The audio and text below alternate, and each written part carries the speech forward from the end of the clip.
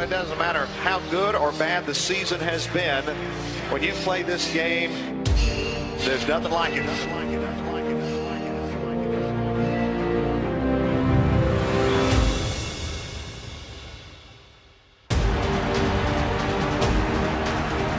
Bama wins on what will be a most emotional night in Crimson Tide football history.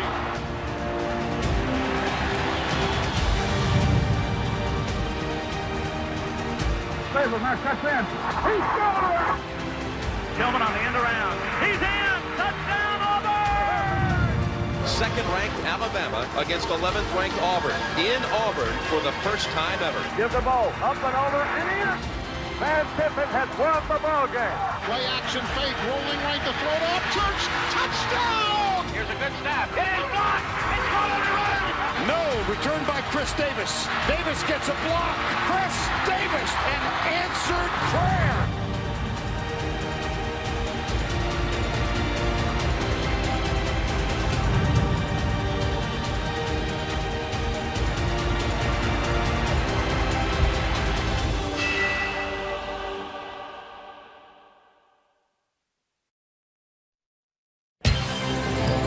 We welcome all of you to the Home Depot SEC on CBS.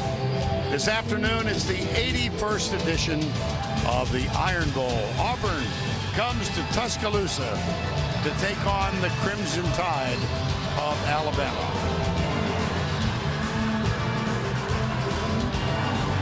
This game gets folks in this state stirred up.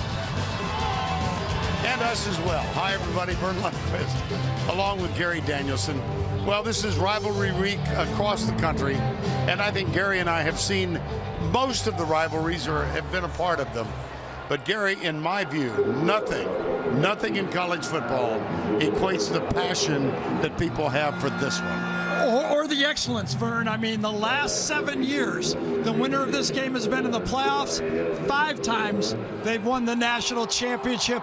And I think that today, for both teams, the fact that Alabama's already got a clinch to go play in the SEC championship, the fact they get to play Auburn has a little bit of a downer because they're not going to make it, but they get to knock off Alabama.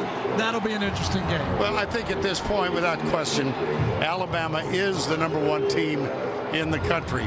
How have they established their excellence this year? You know, Vern, it's like picking a card out of a deck. I mean, there's so many great players. You don't know where to start. But the question mark at the beginning of the year has proven to be the strength at the end of the year. Jalen Hurts has become the leader and the center of this football team. He gives them everything they want. It's almost amazing that a true freshman football player comes to be the quarterback for a defending national champion, but Jalen Hurts has showed it all, as you can see, as the new quarterback and leader of this football team. Well, we saw Auburn and Georgia a couple of weeks ago. They lost at Georgia. That knocked them out of the championship aspirations. And there have been questions about their quarterback for this game. Jeremy Johnson is going to be the starter. Jeremy Johnson started this game a year ago. He's been through a lot of tough. He was supposed to be the guy a year ago. There was even mention that he could be the best quarterback in this conference. I believe today he's looking for redemption. He could be the guy to finish off his career with a win, but you know he's going to need help, and I think the help has to come right up the middle from Auburn. Montravius Adams and Cameron Petway are the two guys. Petway, if healthy, will give them that power, but Montravius Adams playing in the middle of that Auburn defense, maybe the best defense that Alabama has faced all years, must make plays like this. If he can discombobulate that offensive line, that's Auburn's best chance. I might throw that word back at you. Discombobulate. Wow.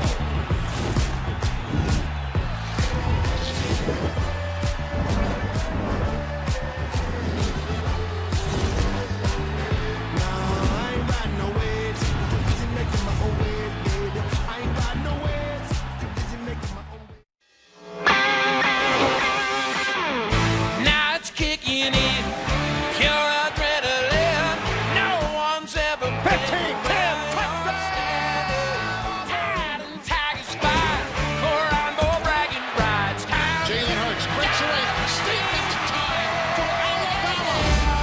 Tigers versus the Tide.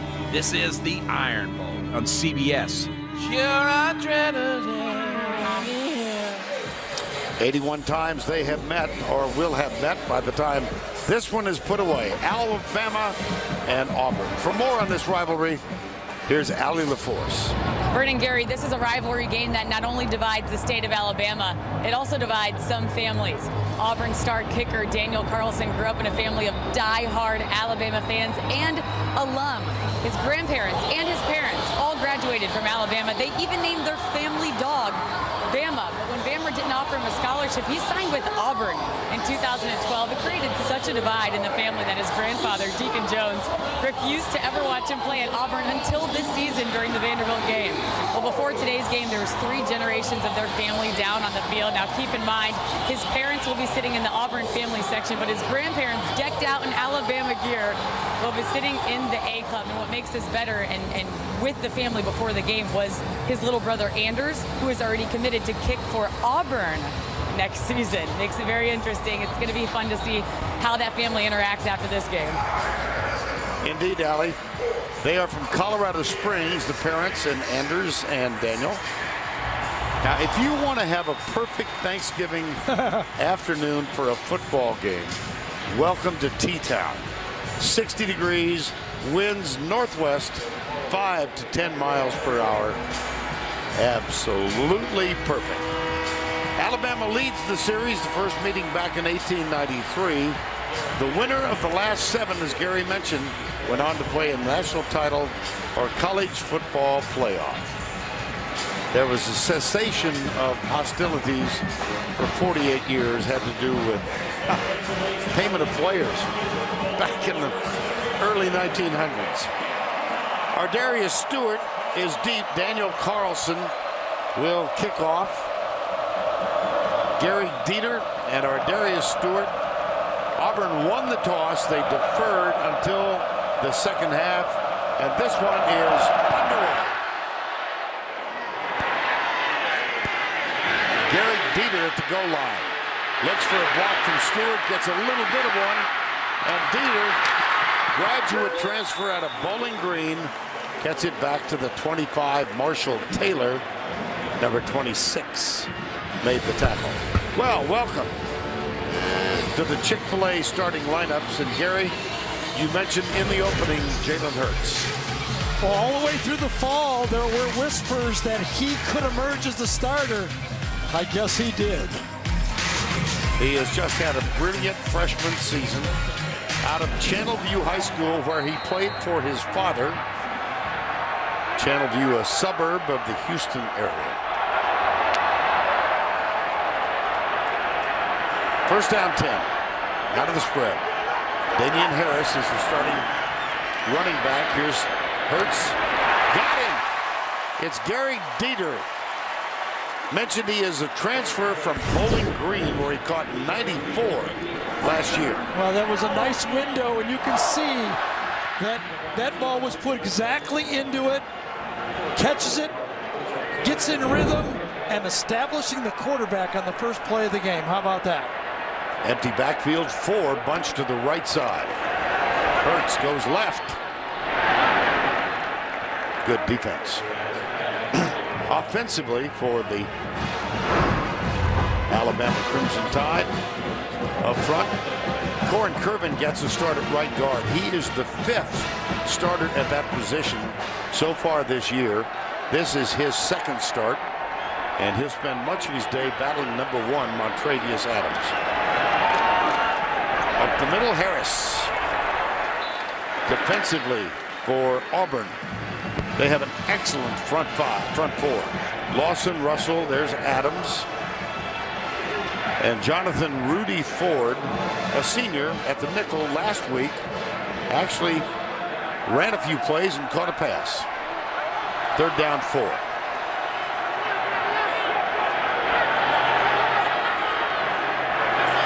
O.J. Howard joins Calvin Ridley to the left side.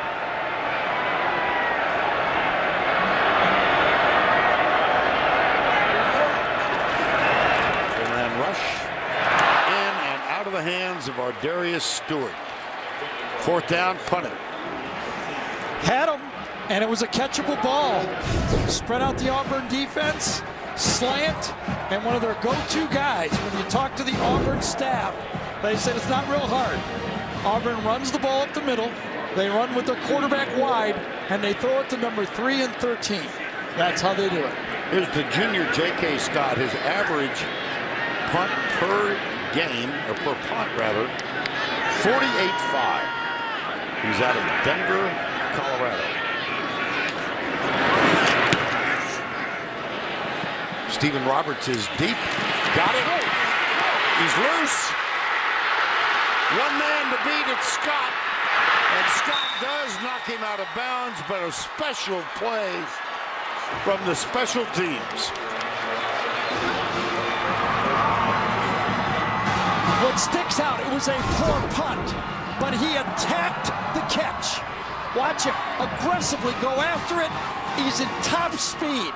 Once he breaks the initial, we all thought up here he would score, but shoved out just in time. That's a 36-yard punt. Did he step out earlier? Let's see. They marked it at the 21. Well, something's up. I think he stepped out at the 21. Okay. Roberts' previous long punt return, 16 yards. There it is. Right there. Right at the push, 21-yard line. Yep. Jeremy Johnson is the quarterback, senior. Throws it, incomplete. And the Chick-fil-A starting lineups for Auburn. The senior, Johnson at quarterback, Gary. Well, for one play at least. Yes. It does look like Jeremy Johnson got the start. It was announced early, but it must have been part of the mirage that Gus was playing with, because this seems like a plan. Wildcat Chandler already. Cox, yes. There's the toss. John Franklin, who is listed as the second-team quarterback, and Jonathan Allen makes the tackle. Well, you know what happened to Alabama here? They just said, we don't care who you give it to. If you can't block us, we don't care who you put back there. Another wholesale change, and it looks like Jeremy Johnson's coming back in. Gus Malzahn is trying to pull out everything. Little trickeration here at the opening of the game. Jeremy Johnson back in at the quarterback slot. 5 wides. Direct snap. Johnson with time. Drills it. No catch. Incomplete.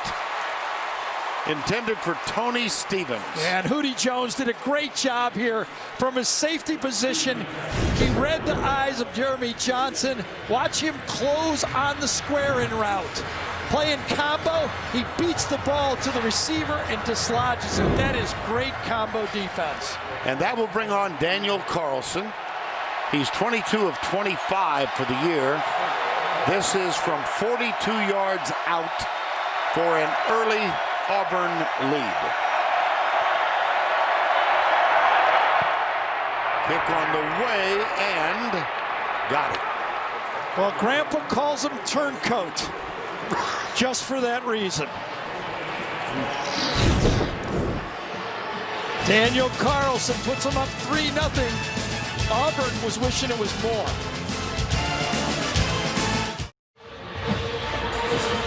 Get the CBS Sports app for inside access to Auburn, Alabama, or your favorite team. From signing day to game day, you'll get instant coverage of every moment from every angle. Download the CBS Sports app today. A 59-yard punt return set up the 42-yard field goal. Daniel Carlson. And he is a finalist for the nation's top kicker award. Zane Gonzalez out of Arizona State. You handle the last one too, okay? Thank you very much. Go for it. It's because it's your final year. You can have those all the time. I'm on a roll now, huh? You are so helpful. Darius Stewart and Gary Dieter are beat back, and Carlson will kick off. The last was returned. This one won't be. Kaboom! And now time for the Home Depot Tools for Success. Well, I said during the game that Dave Aranda, the defensive coordinator for LSU, might have given a game plan to the rest of the league of pinning in Jalen Hurts, controlling the edges, whether you come from the defensive end or the slot. That is the game plan. When you talk to the Auburn defensive coordinator, Kevin Steele, he said, you must defend from outside in and then depend on your defensive tackles to win. There's Kevin Steele, was here for a couple years. He knows Lane Kiffin and Nick Saban intimately. Kevin Steele is the son of a high school coach. All 5 high schools within a 60-mile radius of Tuscaloosa. Out into the flat. Trayvon Diggs. He's a freshman. Stephen Roberts, Kevin Steele, defensive coordinator here, then moved on to LSU. But look how he's the spots he's filled with Nick Saban. Yes, and he said, I talked to him on the phone, that you must get some tackles for losses. It's Damian Harris. He doesn't get much there. There is a flag.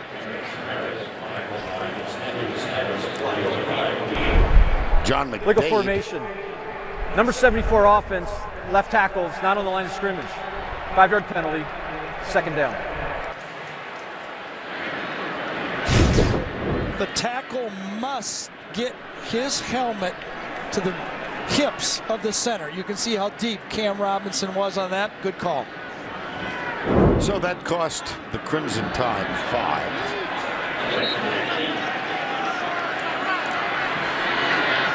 Derek Gore is a running back. Seldom used. He's really the 5th string running back.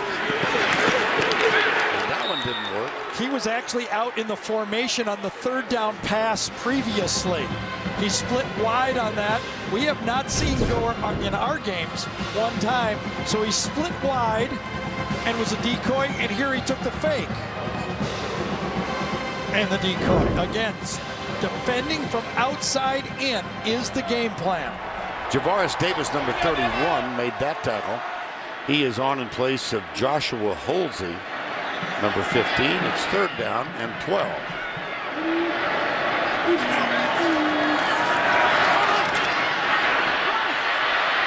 Look at this.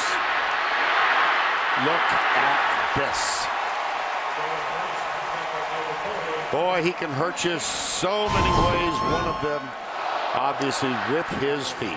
Well, it's a little bit of a double-edged sword for Auburn. They know in passing situations, Carl Lawson in the pass rush has to become a factor.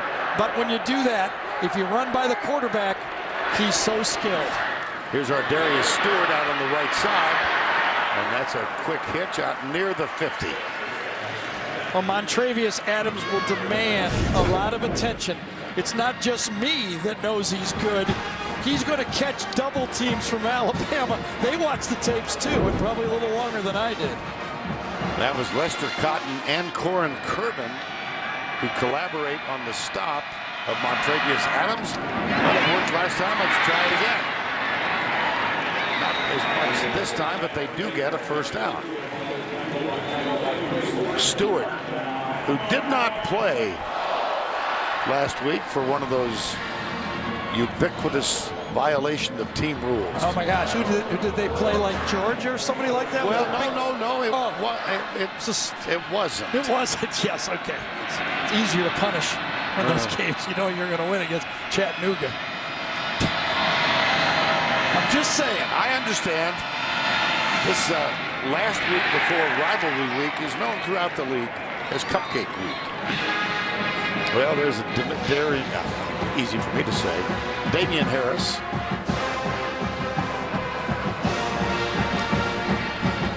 You know, going back to Montravius Adams just for a minute longer, even though he gets the double teams, he has to be disciplined to know when he's getting double teamed, someone else won't be and be available. You have to continue to hustle through the double team.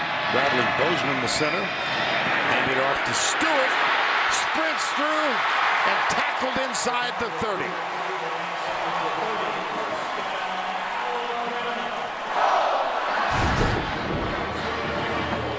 The little flip forward, fit the blocks, and get around the edge. Good block by O.J. Howard. You know, we mentioned a lot of players and weapons for Alabama. We haven't mentioned O.J. Howard, and he's always a weapon in big games. Oh, it hit him. Fumble. The snap hit him as he went by. Yep. The timing on that is so critical. Yeah. Calvin Ridley had the ball hit him in his hip as he went by, and almost disaster. I think it was a play early in the season when the backups were in that the ball hit one of the receivers, either Ridley or Stewart or a backup receiver, and that's when Nick Saban had his tirade against Lane Kiffin. You probably can say it. I can't say it what it was that day. Nothing can happen to you. Oh, goodness, Cam Sims. Oh, dear. Is that going to be a no flag so far? Jonathan Rudy Ford, number 23. It looked like he was out of bounds, and then it looked like it might have been the face mask. It was neither. Good no call. The initial contact was when he was on the field, and I think that's a great no call by the officials there. Third down 4. See, the substitution by Alabama allows Auburn the opportunity to substitute. Whistle. This is no free play. The whistle. I see Lane Kiffin down at the 23. Offside. Number 1. Contacted in neutral zone prior to the snap. 5-yard penalty. Third down. Well, Lane Kiffin knows that Montrevious Adams has to be the middle of the game plan with that offensive line. He gets off the ball quick, but once the contact is made, there's no free play in this situation. When you hit the opposing player, you can't get the free play. It's whistled dead right there. Yardage enough for the first down. The ball at the 17. Alabama trailing 3-0. Inside shovel. O.J. Howard. He always is. These big games, national championship games, that's the play he scored on. A shovel pass just like that. Put him in the H position, come across, and one of maybe the best athletic tight ends in all of college football gets a little taste of the football. That play traced back to Utah in the 50s, called the Utah pass. Oh, boy. Tackles for loss. Hang in there. If you're a defense playing for Auburn, you know they're going to hit a couple of them. This time, Jonathan Ford off the edge, plays it safe, plays the quarterback. I think if you're coming off the edge like we saw in the LSU game, you have to think quarterback number 1 and then go to the ball carrier. Well, let's take a look at Auburn's red zone defense. Third in the NCAA. 11 touchdowns on 33 trips. They are outstanding. The rising red zone defensive numbers. 37. Definitely man-to-man at the bottom. It looks like they're going to come after him with the bare front. Yep. Good flip. Boy, what a secure tackle on Damian Harris. Javaris Davis, a backup. He's a redshirt freshman. Well, he does a nice job in turning over his receiver. When his receiver goes inside, he takes the next guy coming out, and that is a heads-up play and a better tackle. And here's the reason Daniel Carlson was not offered an Alabama scholarship. It had been given to Adam Griffin, who is a redshirt senior, 14 of 20 this year. This is for 29 yards out and a tie game.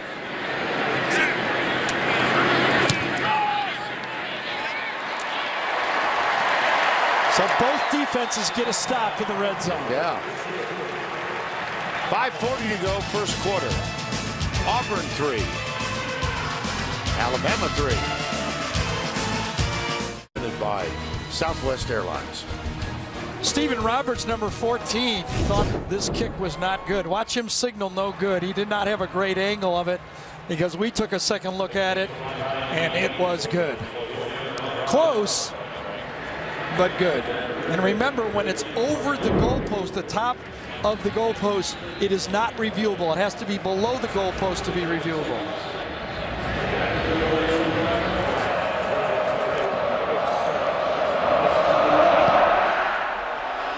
Here's Adam Griffith's kick, returned by Jason Smith. Across the 20 and out of bounds. And let's continue with the introduction of the Auburn offense. Kozan.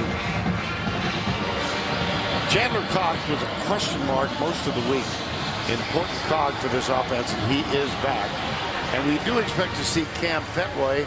He's not 100%. He's missed the last 2 games, but he is on the field now, and he changes the nature if he's effective. Right, I don't see how they can win without Petway being effective, giving some inside run for Auburn.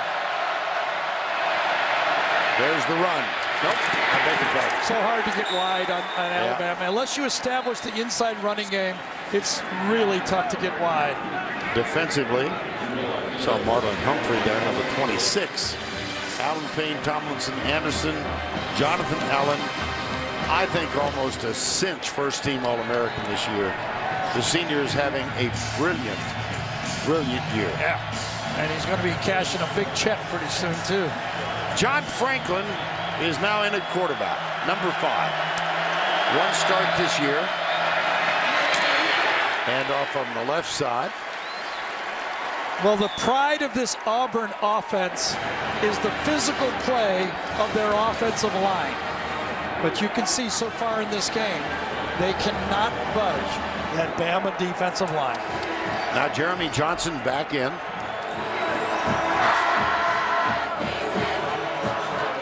Had such high hopes when he opened the season a year ago as the starter, but 6 interceptions in the first 2 games. He was demoted and replaced by Sean White. White has a shoulder injury and did not start this would be conservative. I can't imagine they're going to let him make a mistake at this side of the field. Oh, wow. No. His problem last year was he threw balls late. He did not anticipate throws well. He allowed the defenders to get into the play, and look how long he holds it again. And he's lucky that time that Rudy Jones didn't get a pick there. You know, that's one of the deadly sins for a quarterback. If you can't anticipate a throw and throw it just before the receiver gets open, you're very unlikely to get him. We're 2/3 of the way through the first quarter. 3-3 here. Auburn used a 59-yard punt return to set up a 42-yard field goal. They took a 3-0 lead. And then Alabama just came back with the counter. And here is Trayvon Diggs, the freshman, tripped up. 39-yard punt, 8 on the return. 4:17 to go. First quarter of play. Nothing like it on rivalry weekend, is there? How about that? And as you see, if Penn State were to lose to Michigan State, the Buckeyes. Well, you can tell this Alabama crowd here couldn't care less. They think their team's in. Used to be we'd get a score like that and a big crowd reaction. Not today. That's right. Jalen Hurts, 3-3 game. Joshua Jacobs is the running back on this effort. He heads left.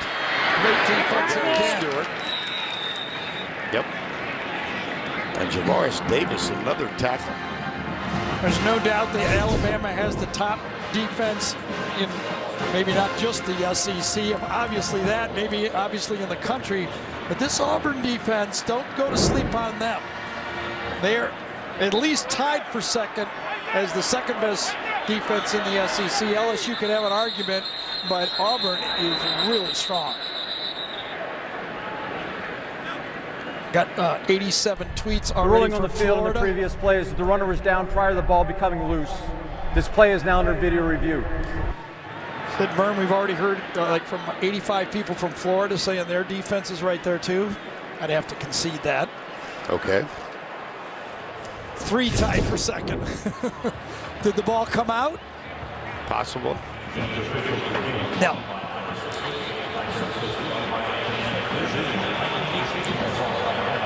Al Ford is our replay official.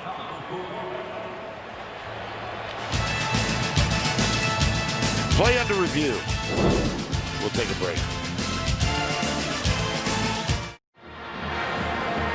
3-3 game, and while we were away, the original call on the field was confirmed. So it's second down and 11 or 12, depending on how they rule this. But here it is Stewart. There's the contact with the ground, and Alabama retains possession. 3:46 to go, first quarter. Another negative play for the Auburn defense. Exactly what Kevin Steele, Gus Malzahn was hoping for early in the game. Joshua Jacobs remains at the running back position. Hurts goes deep, got a man wide open. Ardarius Stewart stumbles, stays up, and surges forward to the 16-yard line. For a wide receiver, there's 2 ways to get open. You can get open early at the line of scrimmage, or you can get open late down the field. This is a get open late play. They get in tandem, break out to the outside, and really give that defense problems. First down after a 40-yard gain. That's Peter. Hurts. Too much time. Damian Harris in for the touchdown. Alabama.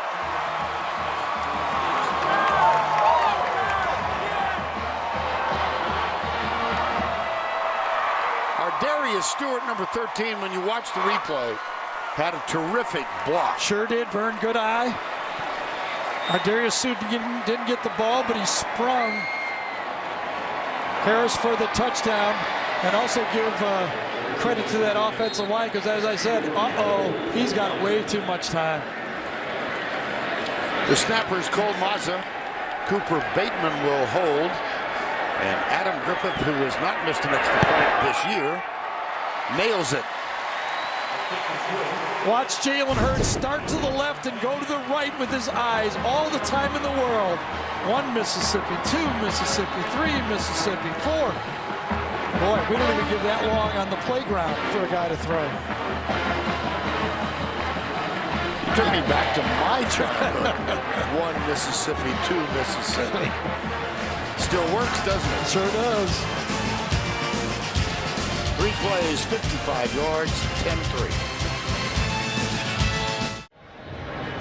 Quick strike for Alabama. Damian Harris with a block from Ardarius Stewart. And it is 10-3 Crimson Tide.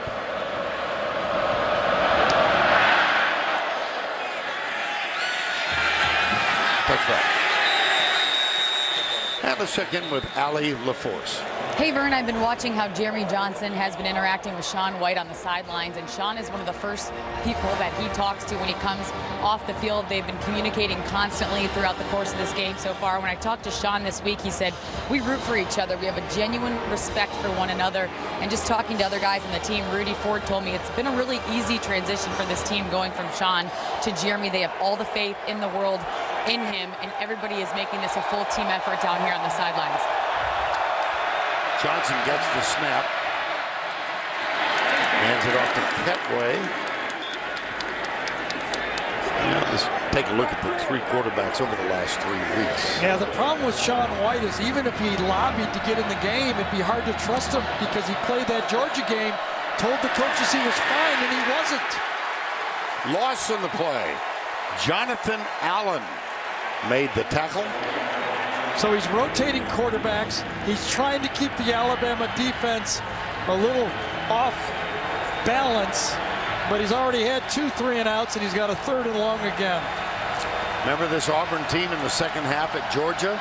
6 consecutive 3-and-outs. Right, and they can't throw the ball late. That's been Jeremy's problem. 3rd and 7. Look at the receivers at the bottom. They have to go look for the play themselves off the signs. 5 on the play clock. Stunts. Passes caught. Now, Eli Stove, number 12. Nope. now I think they're going to call it incomplete. Yep. Minkah Fitzpatrick, the guy who shifted into Eddie Jackson's spot, dislodges that ball with a clean hit. Watch him lead with the shoulder and dislodge the completion. That was a great throw by Jeremy Johnson, but that Alabama defense was up to the task. Kevin Phillips on to punt. No first downs in the first quarter for Auburn. Trayvon Diggs at the Alabama 30.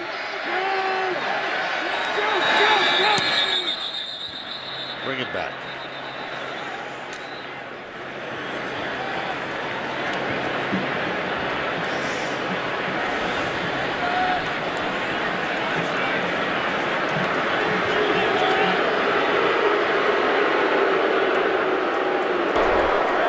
Auburn is challenging the ruling of an incomplete pass in the field. The previous play is now under video review. Well, Gus is not going to win this, but you can't blame him for trying. He's just searching for something to jumpstart his football team.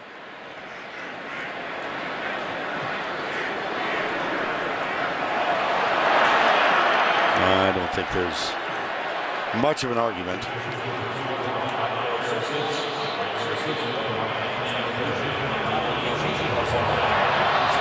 No, but well, again, you know, I mean, you're looking for anything right now. You're playing multiple quarterbacks. After video review, the ruling on the field of an incomplete pass is confirmed. 4th down. Auburn will be charged their first time out of the half. Just a little point by Minkah Fitzpatrick right there. Not only did he get the hit, but he also had the ability, and he kept his wits about him. He reaches out and actually pokes the ball at the end of that play. So it's 4th down again. 4th and 7. And Trayvon Diggs at the 31-yard line.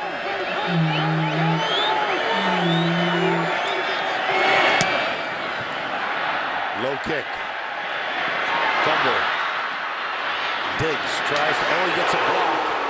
And there is no flag on that play. My goodness. Tony Brown delivered, as they say, a blow. No flag, clean block. But I mean, it might be reviewed. This could be targeting a defenseless player. Watch this. He does hit the front of the player, but his helmet hits the helmet of the Auburn defender. That could be a targeting and should be reviewed. Defenseless player, peel back block, helmet to helmet. That's going to be very close, and I think Al Ford will take a look at it.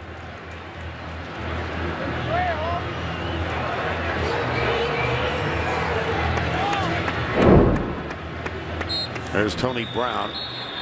There's the whistle right now.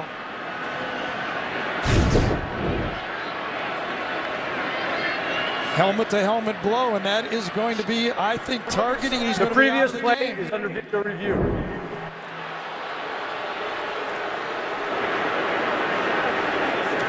So John McDade comes over. He'll get on the headset and communicate with Al Ford, our replay official. There are 8 different categories to a defenseless player targeting call. The 5th is a blindside block. He's considered defenseless, and you cannot helmet-to-helmet contact. I think we're going to see Tony Brown removed from the game. There's number 5 right there, defenseless player who received a blindside block.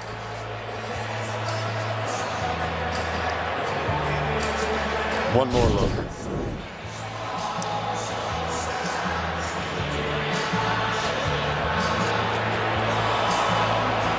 You know, I've been for years trying to get that block outlawed from college football.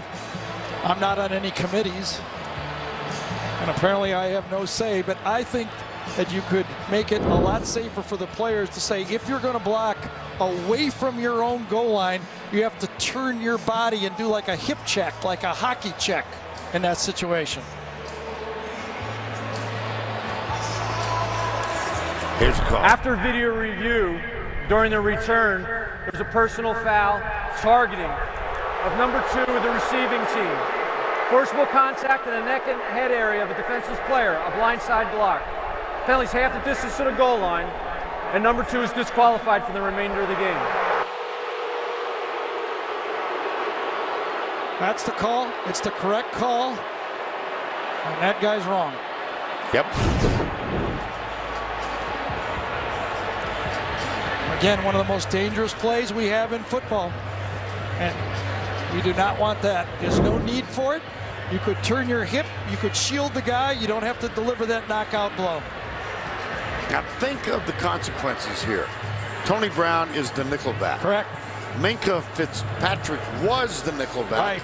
He had to move over to strong safety. Oh my gosh. Because Eddie Jackson is out for the season with a broken leg. That means they're going to have to put in another 5-star guy. We'll find out who it is. I get your point. I get your point. Not as serious as I thought. Not like a lot of teams. You know, it's not going to be as good. I get it, but he's going to be pretty good. The foul's at the 28, but the end of the kick is the 26. The penalty will take it half the distance to the 26. First down. Well, 1-2 is gone. The other 2 is on the field. There's Tony Brown. Suspended at the start of the season, now suspended for the second half, the remainder of this game. Well, Vern, you know, it was a funny line, but you are right. Tony Brown has become more important for this defense, and we will see if Auburn can take advantage of that ejection. On first down, Darius Stewart across the 20. Nick Ruffin, number 19, with the stop. Well, you know, you watch Jalen Hurts play right now, and I know he's probably not going to win the Heisman. I put probably in there, but who's really playing better quarterback than him right now? I mean, he is leading his team to a national championship possibility, and there's been some fade at the top. Fumble. Got it back. Damian Harris, true bounce right back to him on the toss from Jalen Hurts. Ripped from behind, but he got him back that time. I think it was Carlton Davis that ripped the ball from behind, but good bounce for Alabama. Well, you talk about the talents of this young quarterback from Channelview, Texas. He's now hit 11 passes in succession. Nick Saban saying yesterday the thing he most admires about Hurts is his calmness. Well, you noticed that early in the year. I did, but it's easier to be calm when you're 6'4", 220 pounds and can run a 4.40. I will say that too. I'll get your point. Here's You're the guys. suggesting that I'm not calm? No, well, he's calmer. You know, I guess it's still going to be Lamar Jackson. He hasn't played the competition. Jake Browning has had a great second half of the season. We have reached the end of one. 10-3, Alabama will return to Tuscaloosa after this message and a word from your local station.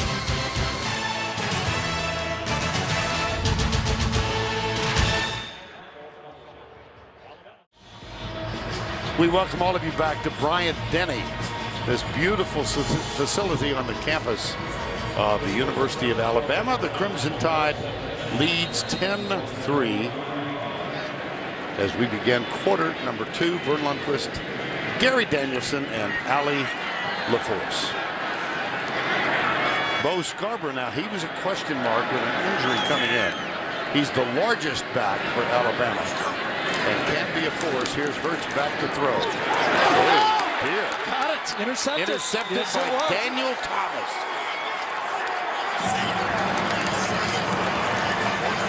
There was a lot of miscommunication between Hurts and I think it was Ardarius. The ball just fluttered. Ardarius Stewart thought, what the heck?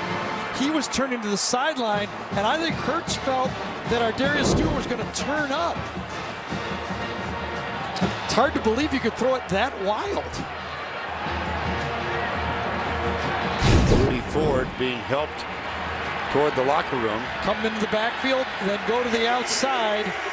Watch what happens. A little flare. Oh, you see it right there. I think Jalen Hurts thought that Stewart would turn up on a wheel route, and miscommunication cost the turnover.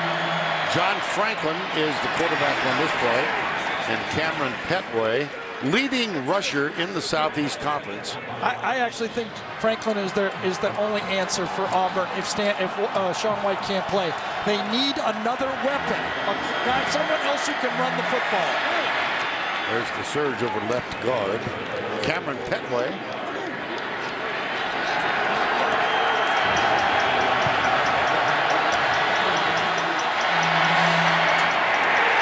Got him. Ryan Anderson, number 22. Man, when this team starts to come after you, they really do. Anderson comes off the edge. Delvin Tomlinson comes inside, and you have a stop. As fast as Auburn was trying to run it, Auburn said, we don't care. We're coming upfield. You better block us. They're going to try the field goal with Daniel Carlson, 52 yards. His longest of the season is 43. Snap is back. The hold is good, and the kick is... Wow. Turncoat just put one through, and that's why Pat Grandpa says, I've gone from hating Auburn to just disliking them now. 10-6. Pretty calm about it, isn't he? Yep.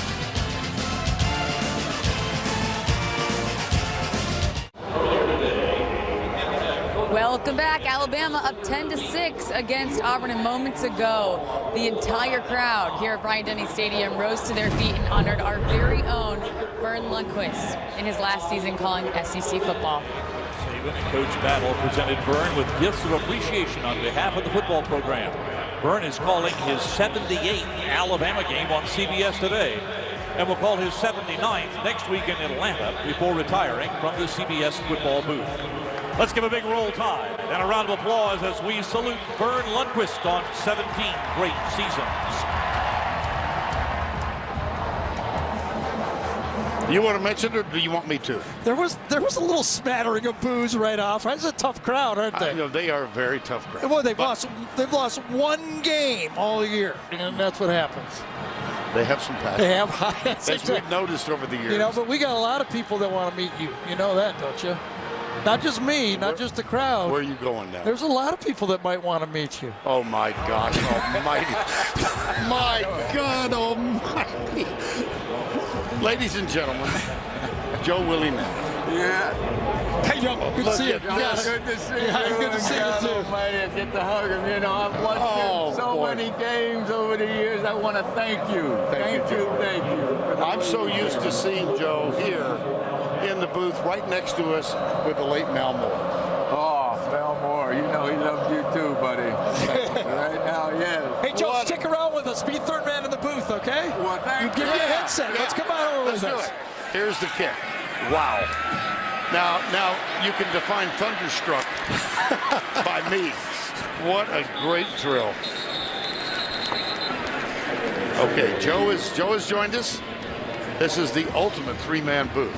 You know, the next time you come back next year, we can break curfew the night before the game, right? You'll know the spots to take them, too, won't you? You know me better than I thought you did. Joe, we had to have you in. We brought Peyton in, so we said we have to balance this out when we do an Alabama game. Oh, man, you balanced that out. That man is something special there, boy. Well, can you give us your eye view of what we're going to see here with this new Alabama offense and this special quarterback here, too? Well, you know, Gary, only when you care does this really get frustrating. And I care. I'm watching our team now, and I think we've hurt ourselves more than Auburn's hurt us to this point.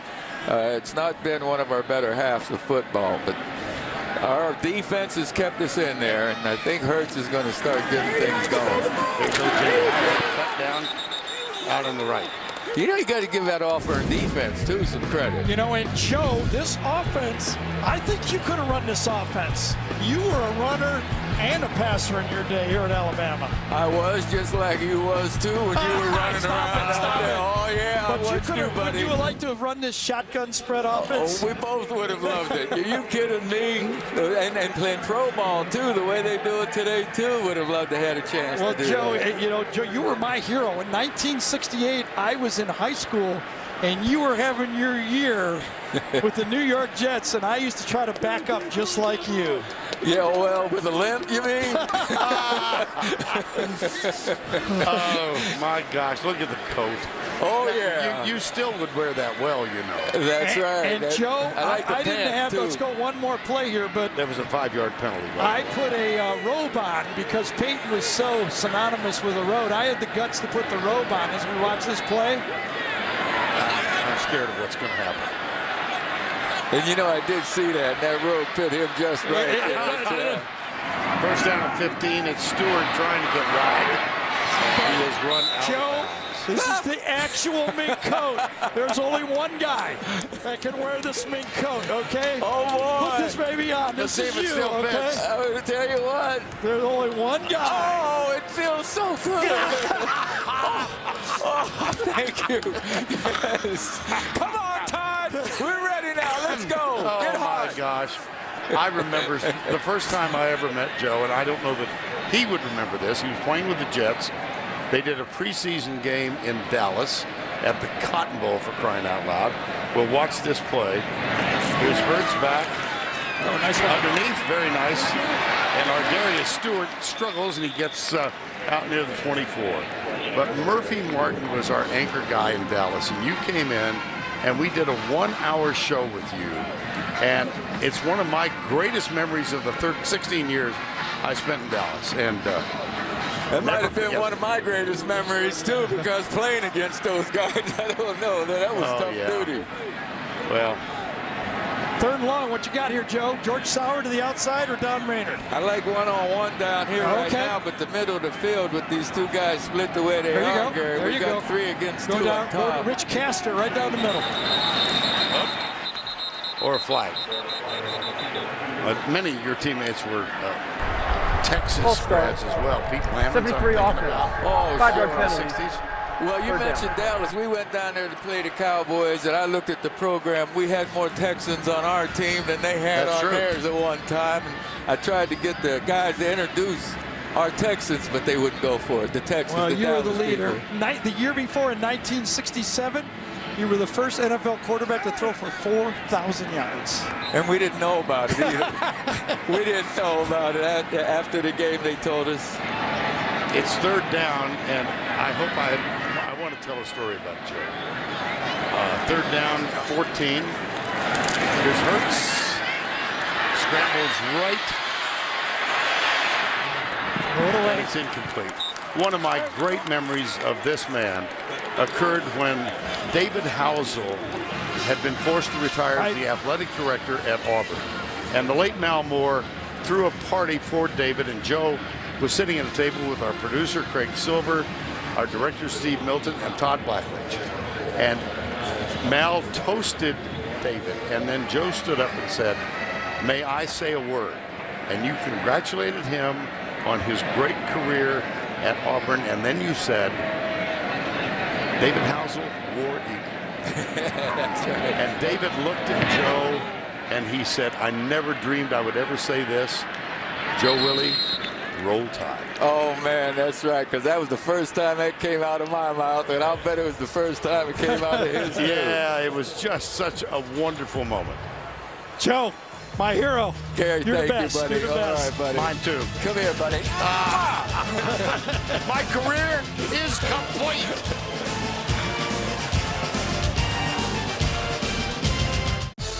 Adam Zucker with the Heisman Watch, presented by the new Nissan Titan. Is Lamar Jackson still the front runner? 4 turnovers, including this fumble late with the game tied that set up the game-winning field goal for Kentucky in a big upset today. Deshaun Watson trying to keep Clemson on track for the playoff against South Carolina tonight. And J.T. Barrett's numbers in the thriller over Michigan. 1 less rushing yard and Ohio State would have lost to Michigan. Vernon, Gary, back to you. Thank you, Adam, and thanks for the update.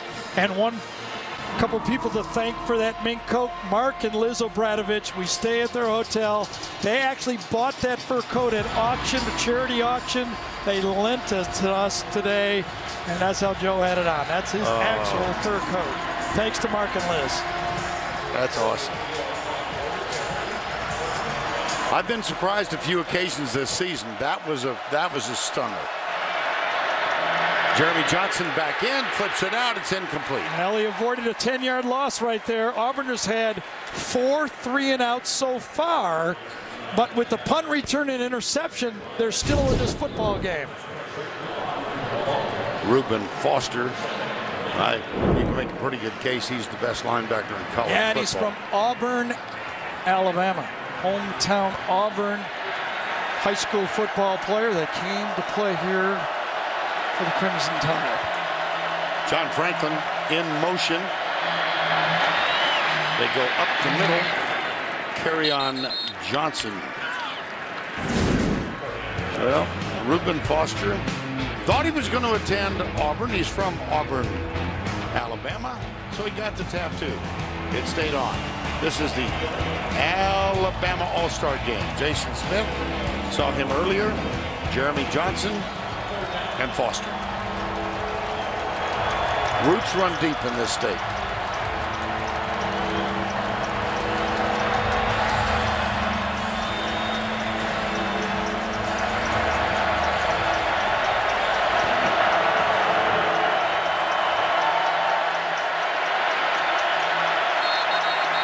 Remember when Alabama used to have trouble with the no-huddle offenses? Auburn takes the second charge. I think I just saw Reuben Foster say, hurry up and snap it, we're ready. Timeout. Well, how about this Alabama defense? Yeah, I think everything's already been said that you could say about for the last 9 years. Last touchdown, October 22nd. Trevor Knight off the back foot, caught by Christian Kirk. Well, I always think there's 2 parts to the formula to beat Alabama. You have to be able to match them in the offensive and the defensive line, at least be willing to play physical football. And the second part, you better bring a quarterback. And the second part is the challenge for Auburn today. Jeremy Johnson is the QB. 3rd down 7. Johnson under pressure, hit as he let it go. That's going to be an incomplete pass. And that's going to be their other #1 draft pick. Oh, they called it a fumble. Oh my gosh. Yes, they did. So a turnover. Perhaps. It will be reviewed. Tim Williams did hit Jeremy Johnson. The rolling on the field is a fumble, recovered by the defense. 1st down. The ball went forward. Now the question is, was it the impetus of the tackle that made it go forward? We will see. Tim Williams coming from the left. I think he threw it. First glance by me was he threw it. Yeah, his hand's coming forward. That's going to be an incomplete pass. Tim Williams actually got there before Jeremy let it go, but Jeremy had enough strength to follow through with the football. I concur. Yep. Another good stop by the replay booth just to make sure. And actually the officials on the field did a good job. After video review, the passer does start his throwing motion forward while under control of the ball. This is an incomplete pass. 4th down. John McDade's crew did a nice job. In that circumstance, they're on the instruction of call it a fumble, let the players finish out the play, and then replay can fix it. Well done. Kevin Phillips on. Lightning quick Tim Williams. Yes, the new breed, the tweak in the Alabama defense is a player like number 56. Phillips, still no first downs for Auburn in the game. Fair catch, called for and taken at the 19. Two ways to look at it. No first downs in the game, but they're in the game. 10-6, Alabama.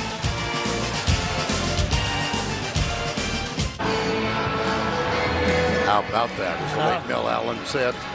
How about that? And let's cue the duck. Joe Namath was a guest, a surprise guest, and he plays into the Aflac trivia question of the day. Aflac! Which Alabama quarterback had the highest finish in the Heisman Trophy balloting? Well, I was getting embarrassed when he kept including me in on all this answers. You know, Joe's being so polite, and I was going, Joe, don't do that. It's embarrassing. No, I'm going to tell a story. No, I will. No, let's go to the game now, please. Okay. I'm getting, Joe and me in the same breath isn't fair. Ball out? Yes, I think it was, but it was recovered again by Alabama. You could see the reaction of the Auburn players. Jonah Williams recovered it. Now back to our conversation with Nick while you were working with Brad yesterday on Arkansas, Missouri. Nick Saban, we have some issues with ball security. Jalen Hurts. Jonah Williams, I think that's the second big recovery Jonah Williams can get that I remember coming this season.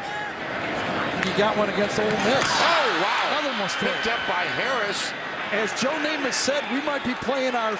No, this is the way you say it, too, for safety, so you don't get booed around here. As Joe Namath said, Alabama might be playing their worst half of the season. Where was he when I needed him between quarters? Goodness, this bounces off of two players. Incomplete, and it's going to be a completed pass. Yep. To Damian Harrison. How about that? It would have been better if it was just dropped. It would not have been a fumble. It would have been a pass. Harris makes the catch. Third down 5.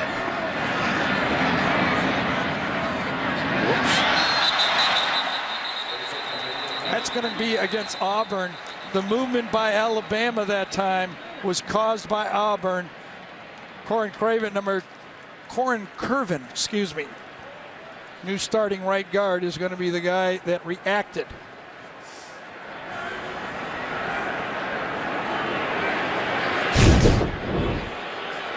It's taking a little longer than we expected. The flinch first. Number 55 defense. His movement into the neutral zone causes the opponent to move early. 5-yard penalty, third down. Yep, that's the call. Carl Lawson just flinched early, and that caused the reaction by the Alabama offensive lineman. Are they going to measure? No.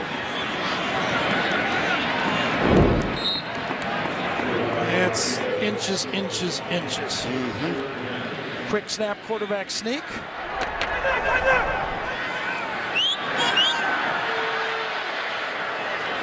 Now they load up with 3 up to the right. 4. Still going to be a quarterback sneak, isn't it? Under center? Yes. Oh, boy. Well, he did get it. He bounced to the left. Now the ball's out again. Mike. He was not called down either. Obviously, it's going to be reviewed. Fumble. Recovered by Auburn. Yes, we saw the ball bounce out. It was ripped out, stripped out. Was he down? No, rolling on the field in the previous plays. The ball is loose prior to the running being down. Recovered by the defense. First down. Again, it was Carlton Davis who ripped it out and then picked up by Stephen Roberts with his left hand. Watch this. Ball is out, and was it loose? How about the left knee? It was starting to move out, but I think it was loose. The ball was moving just as his knee was down. Play is now under video review. This is close. I think his knee was down. It was moving, but not out. I'm going to let Al Ford handle this one. I trust you, but I'm not that convinced. See, he's got it. He's got it. I think his left knee was down. I do too. The ball moved. We had a great shot there that his knee was down. The ball moved, but he gained control of it. I think it's going to be Alabama's ball. That's my guess. Right there. Yep. One more look. Ball moves, and he actually, Jalen catches it, and then his knee goes down. And then when he hits, the ball goes out. Yeah. A lot easier when you watch it 6 or 7 times. Yes, it is. First, I was like, oh my gosh.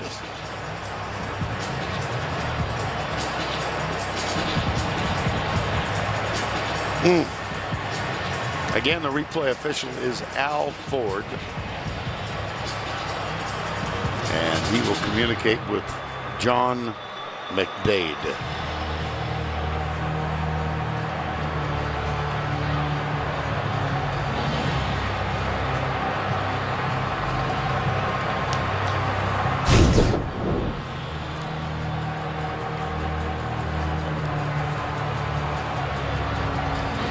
A little bit of movement, but I think controlled again. And then the elbow goes down. Knee was down, controlled, and then the elbow goes down. I think both times, even if they say his knee was down, the ball moved, I think he re-caught it, and then his elbow goes down.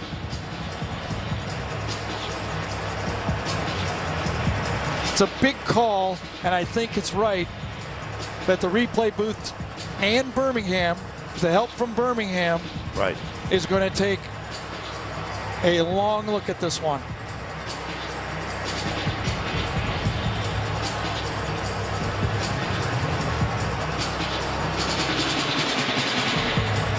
Of course, if Alabama keeps the ball, it will be a first down.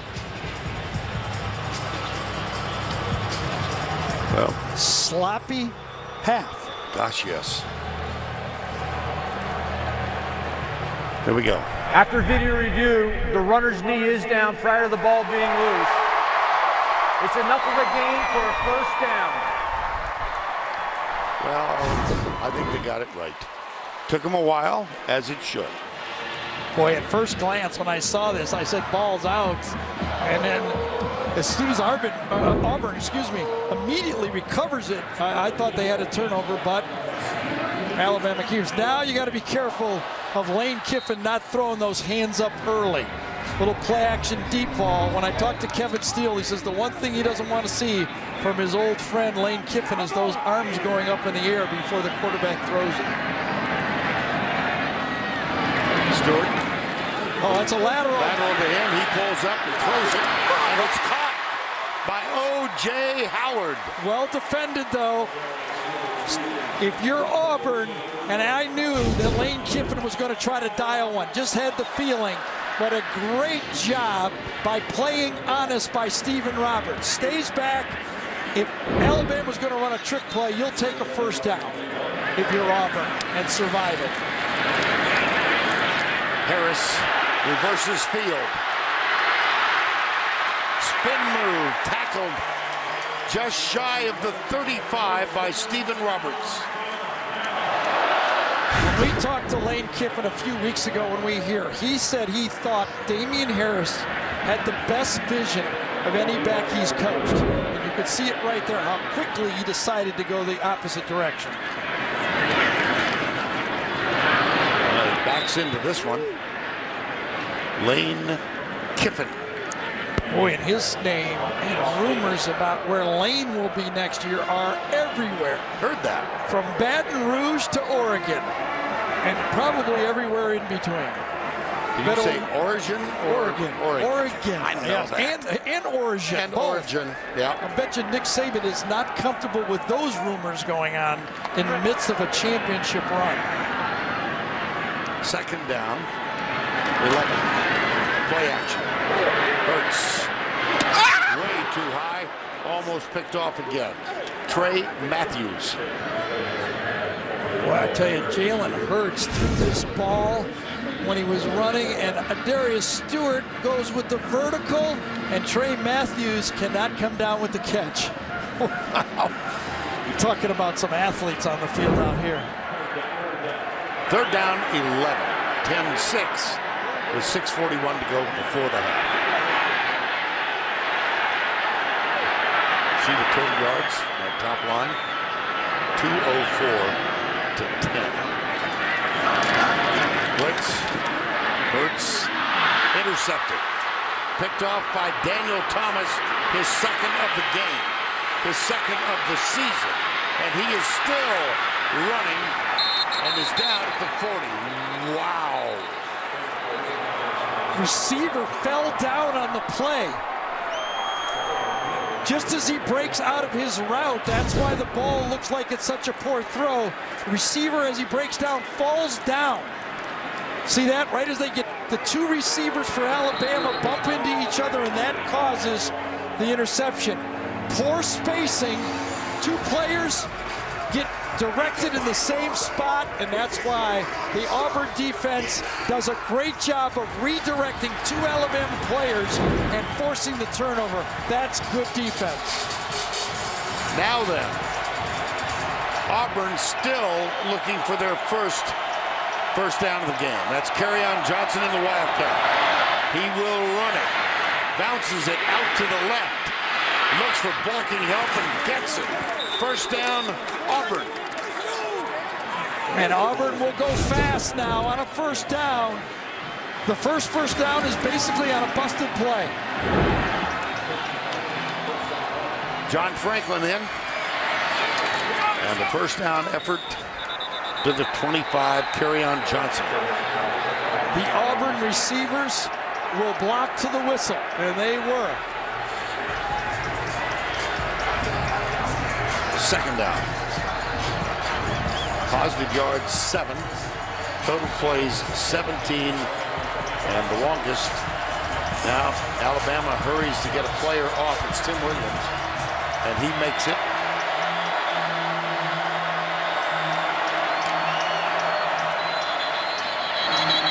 Auburn called timeout before the snap. Chandler Cox. Third and final charge timeout of the half. Auburn. That's it. Out of timeouts.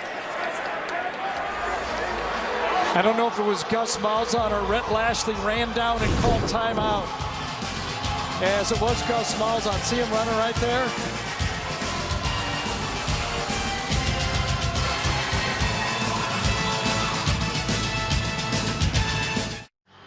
Well, we're a few minutes away from halftime, and we will go back to New York for the Geico halftime report.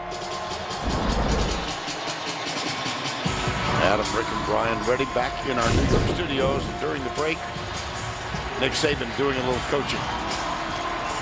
Jeremy Pruitt in the hat with the gray top over it, defensive coordinator and Nick, but it's Nick's baby. It's his defense. Jeremy Johnson, the quarterback. Flips it out. Left side, that'll be short. Third down. Yeah, Ronnie Harrison does a great job that time. Strong safety. Talked to a lot of offensive coordinators. The first guy they circle as being a difference maker is Ronnie Harrison. Comes up, fills, reads it, and watch him react and make the tackle. There is a flag. Yeah, there is a flag. An eligible player downfield, number 85 in the offense. He was covered up. 5-yard penalty, second down. So the forced formation here. Yes. Auburn went unbalanced that time, but they actually had too many players in the backfield. See this player right here? He's covered by the wide receiver. It was unbalanced, though. I think Gus Malzahn was right. That was a bad call. That should have stood. That was the designed unbalanced line. Snap back. Johnson goes left. And that's going to bring up a third down. A gang tackle made by Alabama. I think the officials got that formation wrong. I think Auburn was correct, and that play should have stood the one before. Take another look here. You're only allowed 4 people in the backfield, okay? One right here, one right there, one right there, one right there. That's 4. Everybody else is an illegal formation. And I think the officials got confused. 3rd down, 7.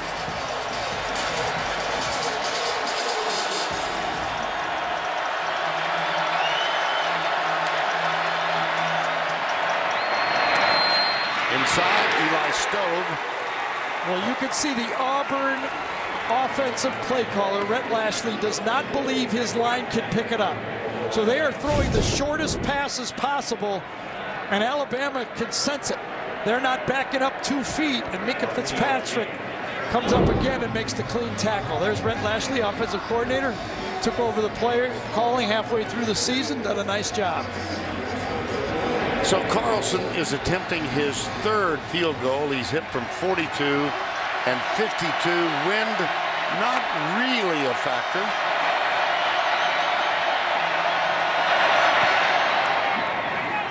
That's it. Right down the middle, ultimately. 3:30 to go, first half. 1 point, Alabama lead.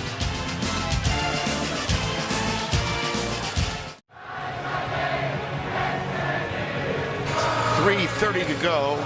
It's now 10-9. Daniel Carlson with 3 field goals. Sloppy offense for Alabama going against a very, very good defense for Auburn. And the kickoff coming now from Daniel Carlson, or Darius Stewart, and Garrett Dieter are the 2 deep men. That's Stewart, number 13.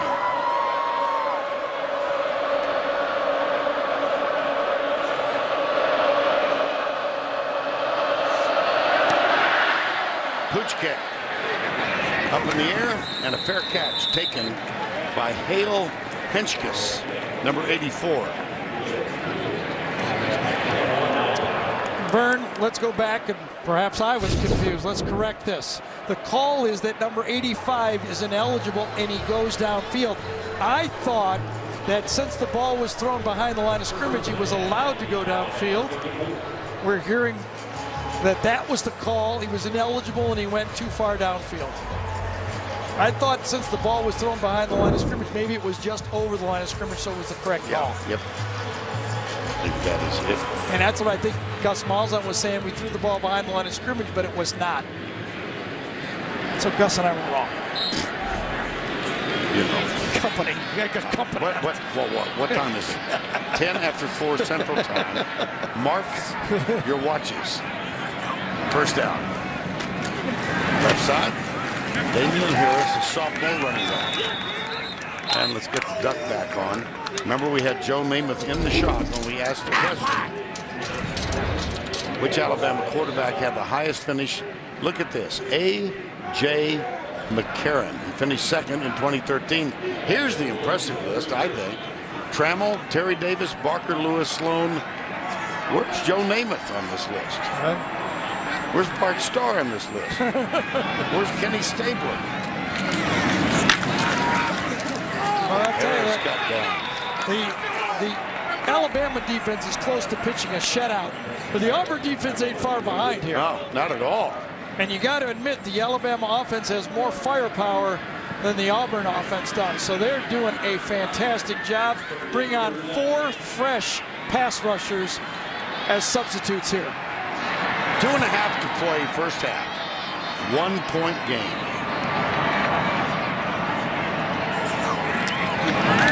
Hurts.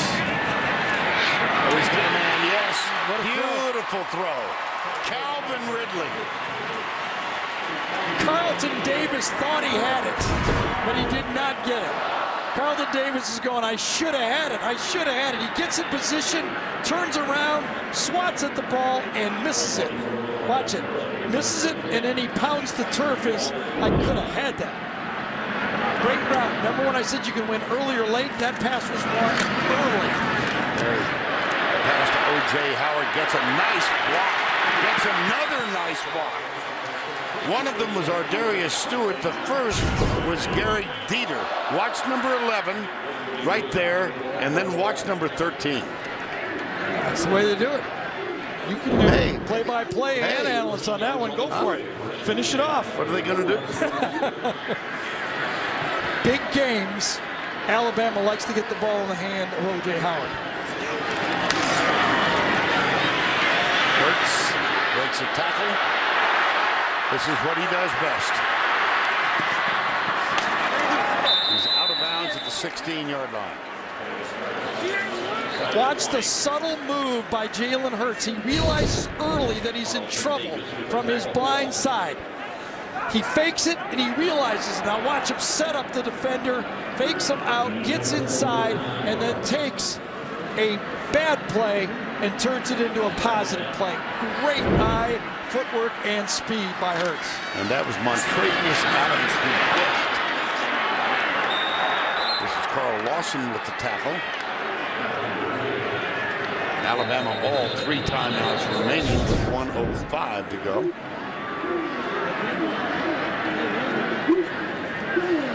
I believe this is an official timeout.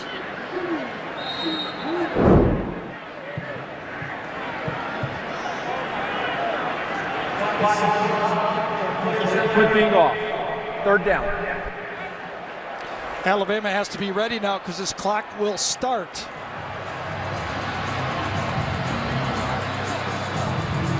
Third down 1 with 65 seconds to go.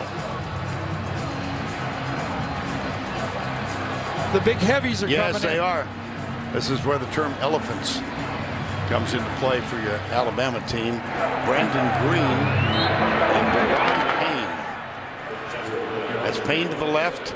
That's Jonathan Allen in there as well. That's 2 pretty good players. There we go. Bo Scarborough. That's 3 pretty big players. That's a lot of beef. There's Jonathan Allen. What do you mean I'm not a two-way player? Whoa. You got an All-American tackle. You've got a future All-American tackle in Payne, and you got Bo Scarborough. That's a lot of beef. All 3 timeouts remaining for Alabama. They elect not to use one here. Play action. Got him open. Darius Stewart. Oh, Calvin Ridley. Darius Stewart wide open for a touchdown. he's yelling back. I had him. Quick snap on the play. Watch Stewart get open for the touchdown. Jalen Hurts takes the easy one. You can't blame him. But Stewart wide open, waving for it. Ooh. Defender slipped. But I will tell you that the read on this particular play for the quarterback is, if the first man is open, don't bypass him. Because if you don't take the short guy and you look long, you can lose your short guy. 2 wide to the left. Peter in the slot. Stewart wide right. Bo Scarborough. Cam Robinson very slow getting up. Alabama will take a needed timeout here. 10-9. 3rd down. 1-point game.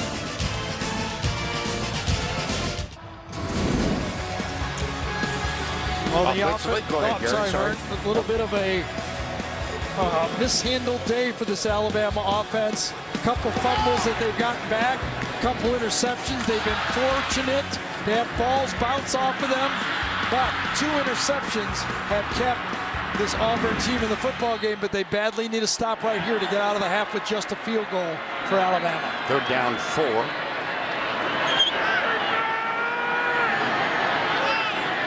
Look back, confirm the play. Yep, look at the lane. Lane will make the call. Peter up on the line. Hurts with time. Lobs it, throws it away. Well, remember, he's just a freshman, and in that situation, I'm sure he's been grilled by Nick Saban not to get a turnover in the red zone. He tries to throw the Joe Montana pass across his body, but it sailed on him. If you're going to make a mistake, it has to be high where just your guy can get it. And Darius Stewart, I think, is still upset he didn't get the first one. Right.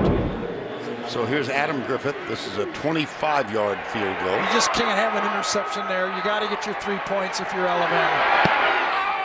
And they do. So considering this Auburn offense, I think Auburn's thrilled to still be in the game. They trail by 4. Bryant-Denny Stadium filled to capacity, 102,000. I just think that this is one of the more aesthetically pleasing on-campus facilities in the country. The symmetry of it, yep, and then the excellence of the play on the field. Nice combination. Auburn held to 1 first down, 34 yards total, but their defense has kept them in it. Here's the kick from Griffith. Touchback. Well, December 10th, our group will wind up the regular season for college football, and it's a game to which we all look forward.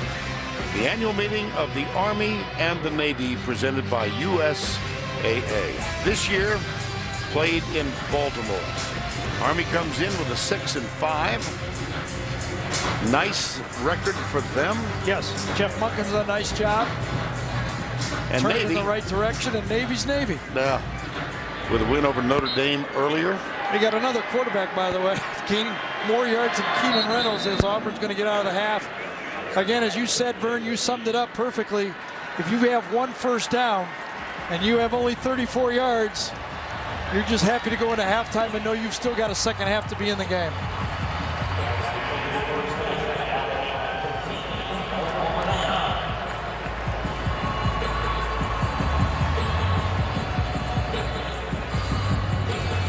Now it's time for Inside Access, presented by AT&T, official sponsor of the SEC. Here's Allie with Nick Saban. Coach, let's start on offense. An uncharacteristic first half for you with 3 turnovers. How will you address the offense? Well, you know, we're not executing very well. I mean, even some of the plays that we're not turning the ball over, we're not doing what we're supposed to do. So we basically had 2 good drives. We only were able to finish 1. So we just got to do a better job at every position, including the quarterback position. We got to go out there and execute, and everybody's got to do what they're supposed to do. Defensively, you held Auburn to just 1 first down. How were they able to be so dominant in that first half? Well, yeah, but they got 9 points. And most of them off of turnovers and off of a bad special teams play where we didn't punt the ball very well. So we just got to clean up all those areas of our team and get everybody together and just play better. We're not playing as well as we need to. Thank you, Coach. All right, thank you. For the second consecutive game, Nick Saban goes in at halftime unhappy with his team's play. Little huddle right there. That's the end of the first half with the score 13-9. Now let's go to Adam Zucker in our New York studio. We welcome you back to Bryant-Denny on the campus of the University of Alabama. 13-9 moments ago. Allie the Force with Auburn coach Gus Malzahn. Coach, Jeremy Johnson really struggled in the first half, and then we saw Sean White warming up. Will you make a quarterback change in the second half? You know, not right now. Jeremy, he had a little jitters early. You know, obviously we played terrible on offense the first half. We kind of have an idea what they're doing. I expect us to play a lot better in the second half offensively. What did you say to this team to motivate them to make this a different second half? We play as bad as we can play offensively, and we're in the game. We had some tough goals go against us, and we're in the game. We still got a chance to win. Thank you, Coach. Good luck. Thank you.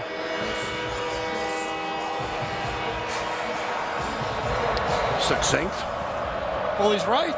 Yeah, exactly. Adam Griffith will kick off to start the second half. Ball taken at the 4. Carry on Johnson. And not much there. Well, it's pretty obvious what's going on. The defenses have dominated for both teams. I agree. Both coaches unhappy with their offenses, but you got to give the defense some credit. However, Alabama's play selection, I have to question. 44 plays, they've thrown the ball 26 times, and on first down, 20 plays, 12 passes, just 8 runs on first down. Just doesn't seem like Alabama to me. I think Nick Saban goes in there and says, guys, let's be Alabama and run the ball a little bit on first down. Toss, left side. Carry on Johnson. And the trends, Gare. Well, you see it. 25 passes for a true freshman quarterback in a big game like this. Jeremy Johnson, as Gus Malzahn said, looked jittery from the start. And if you're an Auburn fan, avert your eyes on that last one. Second down 7 after the gain of 3. Jeremy Johnson knocked down by Dalvin Tomlinson. Well, one time it's Jonathan Allen. The next time it's Dalvin Tomlinson. Deron Payne may make a play. Tim Williams makes a play. Ryan Anderson. When Gus Malzahn said, we have an idea what they're doing. You know what they're doing? They're letting their great players make plays. Play greatly, yeah. Yes. Third down, 7. 4 wides, 2 on either side. Snap back to Jeremy Johnson. He is forced out. Will he throw in the run? No, he will not. That is Ryan Anderson, number 22.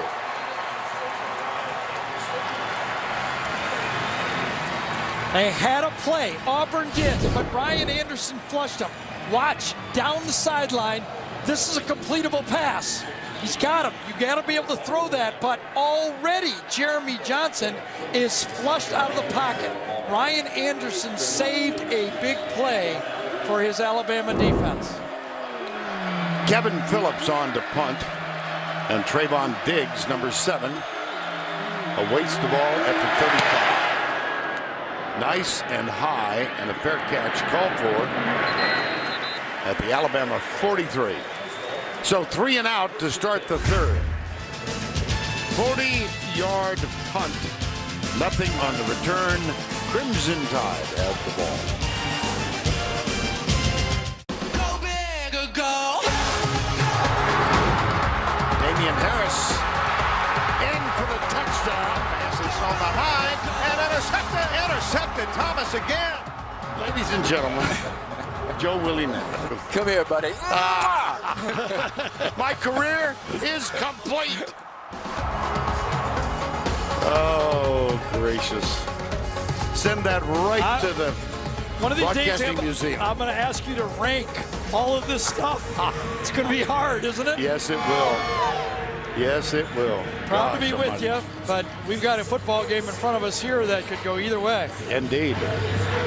13:30 to go, third quarter, 13-9. Alabama. Jalen Hurts, 18 of 25 throwing it. 8 runs for 23 yards, but 2 interceptions and a couple of fumbles. Stewart. Go up the middle. Bo Scarborough, not much. And now Quicken Loans presents today's scholar athletes. On the left, Daniel Carlson. On the right, Keith Holcomb. Quicken Loans' commitment to the investment of our future is shown today by donating $1,000 to Auburn and Alabama's General Scholarship Fund. There's Daniel Carlson from Colorado Springs. His dad, Ali introduced you to the family. His dad is a tennis pro in Colorado Springs. Left side, Scarborough. Nice. Nicer. Wonderful play by Bo Scarborough. I just don't think there's any doubt that Nick Saban went in at halftime and said, we're going to run the ball a little bit. And if we can't run the ball, we're going to lose. Quick huddle. That was a gain of 20. Well, they give it to Scarborough again, yes. When they repeat a play that fast, when they snap a play that quickly after a first down, you know they're going to come back with the same one.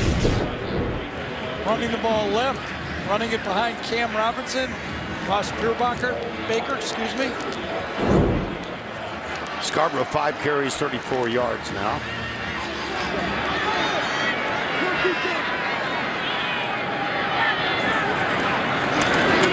Play action. He's chased. Fires to the short receiver. Calvin Ridley out of bounds at the 35, and that's going to be another first down. And a little bit of a fracas out of bounds. Well, I will say this for this Auburn team. They are not missing the open field tackles in this football game. When they have an opportunity to make a tackle, they make a tackle. First down. Scarborough again. Doesn't look like much, but 4 yards is big at this part of the field. Feed him his hungry. That's his 6th carry. Second down, 6. Look at this. No rushing touchdowns in 8 games. That's 267 attempts.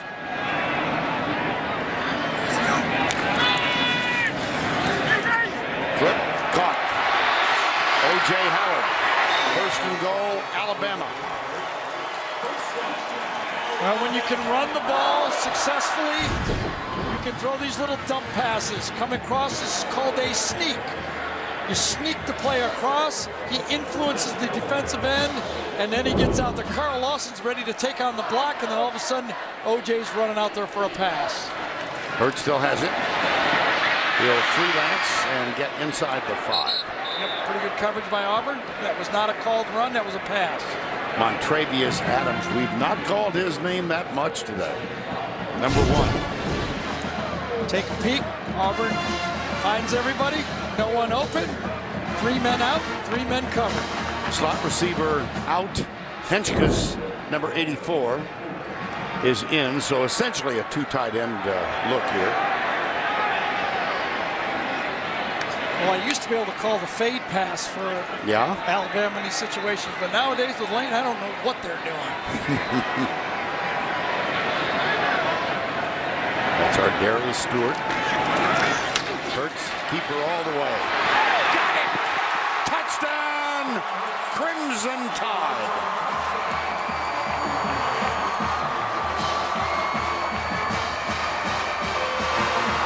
I will say, that's more like the Alabama that I used to see.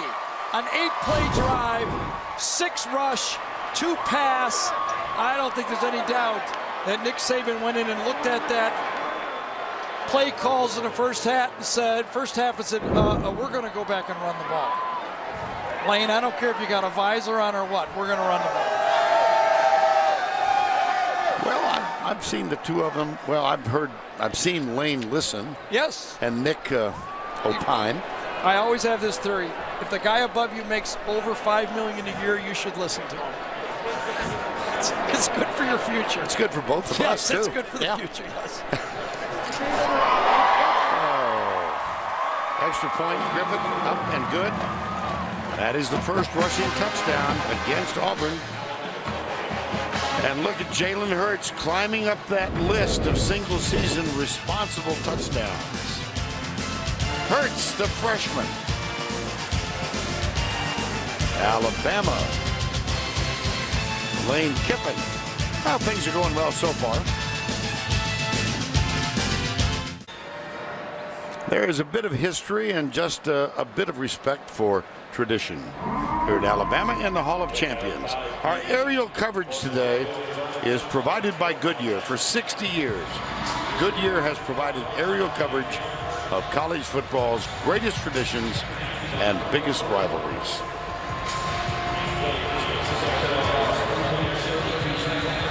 Adam Griffith, one of 20 seniors honored before the game. You just saw Jalen Hurts. He's got a few years left to play for the Crimson Tide. Griffith. That'll be a touchback taken by Kerryon Johnson. Let's take a look at the Dr. Pepper SEC East standings. Florida has clinched. They will take on Alabama in the SEC championship game next week. But first, they've got Florida State tonight. See the remainder of the standings. Georgia finishes regular season play 7-5. That will not make Georgia fans very happy. Kentucky had a great comeback. Great comeback. I'll tell you, we keep talking about, or Gus talks about it, I talk about it. Auburn's still in the game, This could change very quickly. They need some first downs. 1 first down in the game. Here's he go. Johnson, he's got him open. It's Will Hastings. Boy, you talk about going back and pulling one out of history. Had 2 guys open on the play. Will Hastings for the good positive yards, but there was another receiver that could have been the home run ball. Got to take the positive. Up the middle. Nice little run. Kerryon Johnson. That was by far the longest gain of the day for Auburn's offense. Little flea flicker. Mix up. Johnson. I don't know if it's a mix-up. Yeah? I think it was just a read. Okay. A zone read quarterback keeper on this one. He saw the attacking Alabama defense, and he keeps it. I think Kerryon Johnson thought it was a mix-up. Yeah. He was thinking he was going to get the ball, and Jeremy Johnson pulled it. Give me the ball. 1st and 10. This is the first sustained drive of the game for Auburn. Right side. Kerryon Johnson.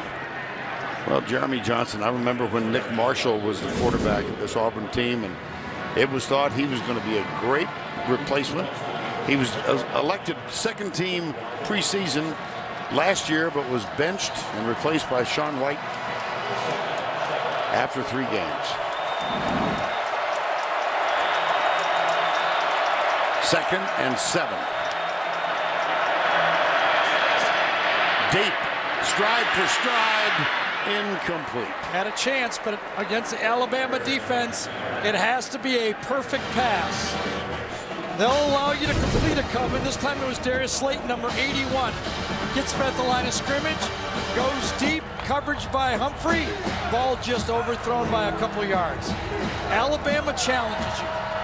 They challenge you to throw the perfect pass, and if you can do it, you can pick up big plays. 3rd and 7. Looked like Humphrey's a little bit gimpy as he came back, limping back to his position. No 3rd down conversions yet in the game for Auburn. Blitz. Johnson near side. Incomplete. Will Hastings, number 33. Now you got to wonder if Gus Malzahn will just go for it. As you said, it was the only sustained drive. Ball again. Remember, they challenge it. If you make the good throw, you complete it. Again, ball behind allows the defender to just make the play right at the end of it. They're going to bring on Daniel Carlson. He's hit 3 today. 9 of 12 from 50 plus. Along with 56.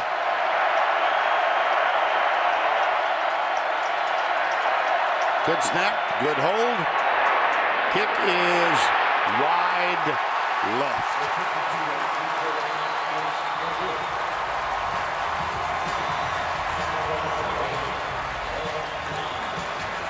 Two throws. Jeremy Johnson had 2 chances. He missed one long, one short, and then the field goal goes wide. No good from 52. It's still 20-9.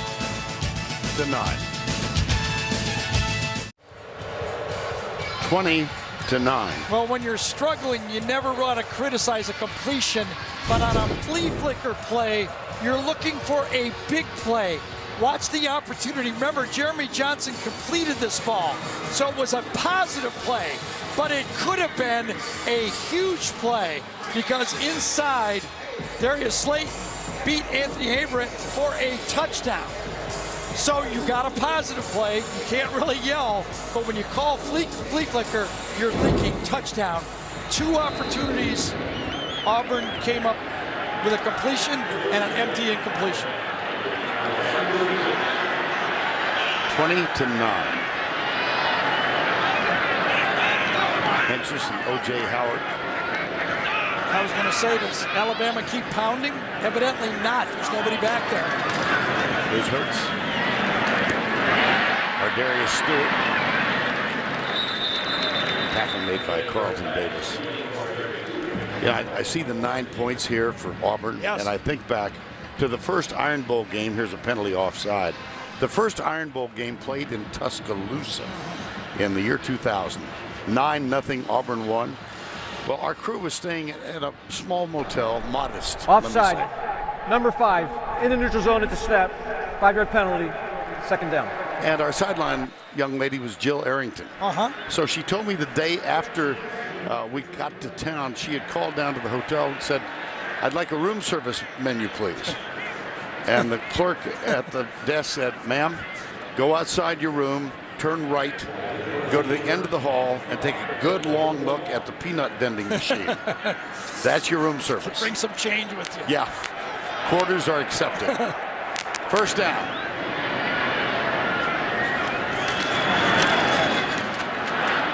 There it is again. Scarborough. Flag is down.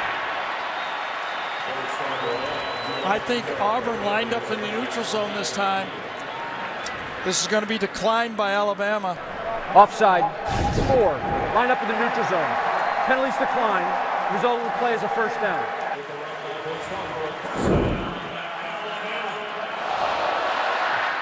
Well, they started out the second half with Bo Scarborough.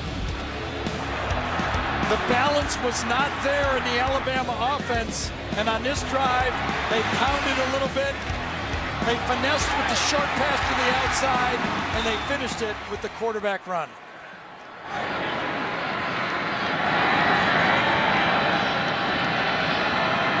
Auburn has to have a stop. Can't give any more points. Maybe a timeout. Here's timeout. Confusion. Alabama. It's its first charge timeout of the half.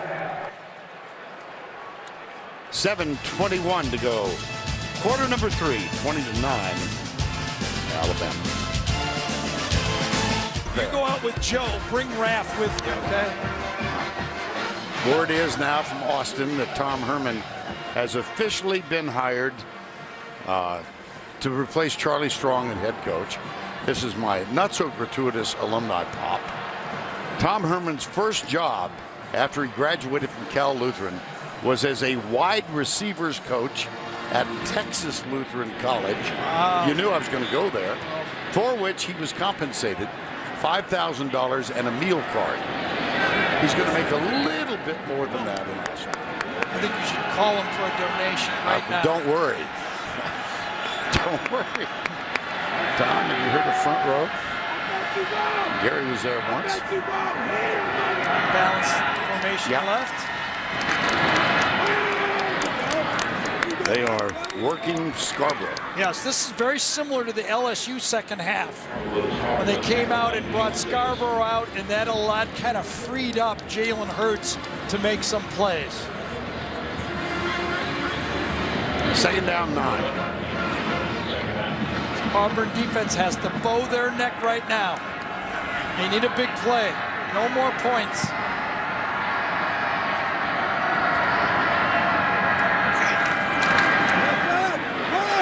Stewart got the handoff this time.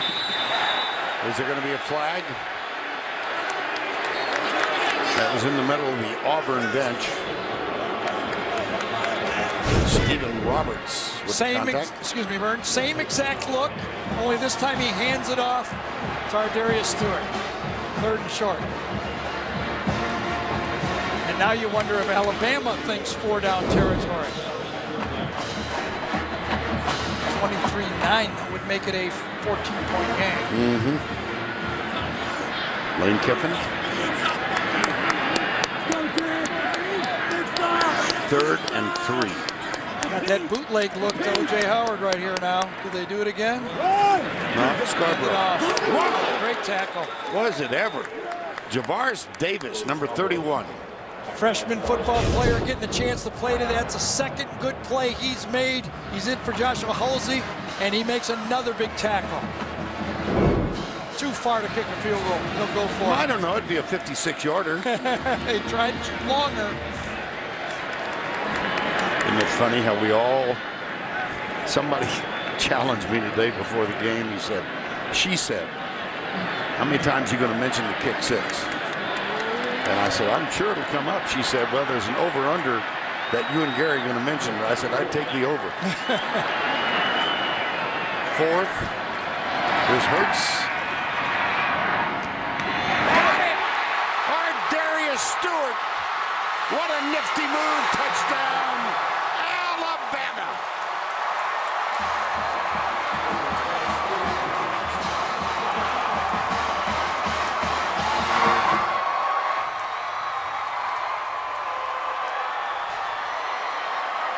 What a great throw. The best throw of the day for Jalen Hurts. You're going to get a smash route here. Come in, go out, but watch the strike Jalen Hurts throws. One spot to put it, that's where he puts it right to the sideline and allows Darius Stewart to show why he's so special with the football. What a throw. Remember those throws that Jeremy Johnson missed by a couple feet? When you make that throw, it allows these athletes to make the plays. Devereaux Lawrence is the injured Auburn player, number 94. Go ahead, Gary. If that ball is just a foot short, it's a 5-yard gain. Foot long, it's an incompletion on 4th down. Auburn gets the ball. You throw the strike, 7 points.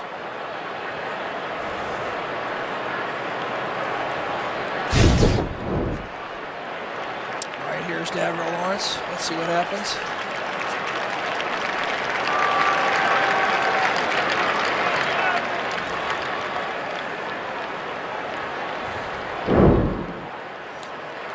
Good to see. Might have just twisted his ankle as he came down. Those are big men running full speed, jumping over people, and sometimes you get a little twist. And for our Darius Stewart now, 38-yard touchdown catch. A career high of 10 receptions for 127 yards.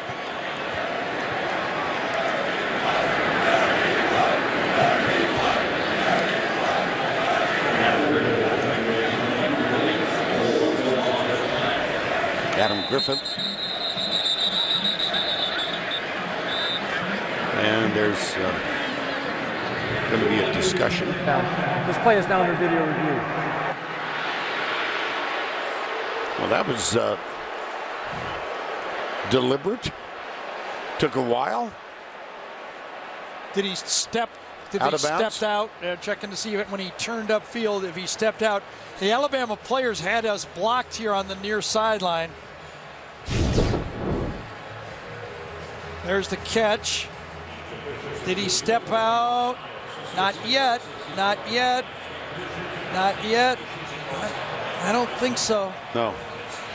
Right when he caught it, when he first turned up, was the one that came the closest, I thought.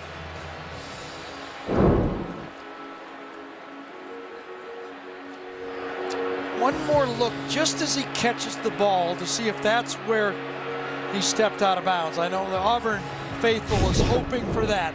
He catches it. Let's see the first turn. After right video review, there. the ruling on the field, touchdown stands. Right here. I think he's inside. Yeah. I think the official had it right. And everybody did their job. If the defender and somebody throws a perfect pass, you got to hope you make the tackle or he drops it.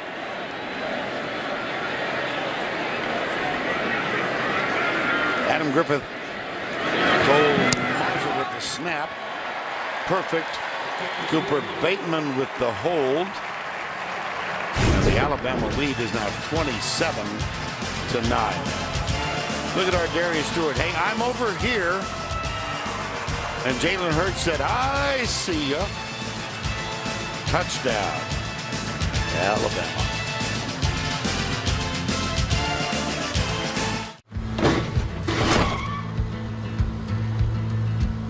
Sorry, Dad. Sure, you could get him a new car. You could also light a pile of money on fire. Because as long as Mr. It wasn't my fault takes the wheel on occasion, maintaining this car is your best option. So keep it running longer, stronger, with quality parts and a whole lot of Napa know-how. Dad, where are you going?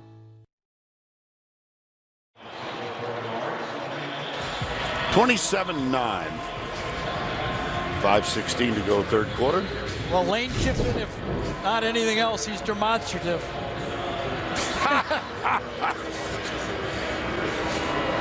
Goodness. Jalen Hurts will have to be in the tub. You're going to say his shoulder's bothering. Shoulder injury, yeah. And the kickoff. Kerryon Johnson. Well, what's going on with the committee? Oh, we don't need the committee. No, we don't. There's still teams that control their own destiny. Obviously, if Alabama wins one of the final two games they're in, Clemson, if they're the champions, the winner, to me, of the Big Ten championship will be in. I don't see how that can happen, that you have champions not make it. And I think Washington controls their own destiny. I think Ohio State and Florida, by the way, if they win out, will be in the hunt. Let me add one more team.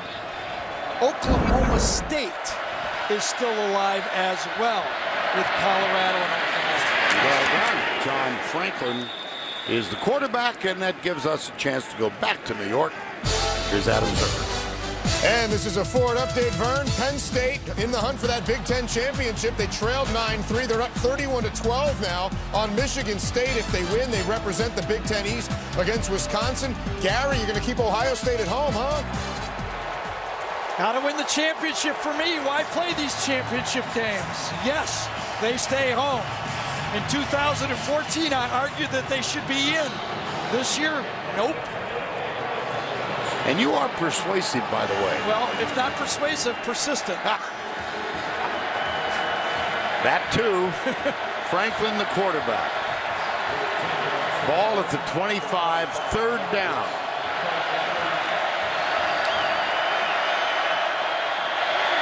He runs better than he throws. And this time he runs for a first down. Boy, it was so close. He was really lackadaisical at the end of that play. So important of a first down, but he got it, what, by a foot? Smidgen.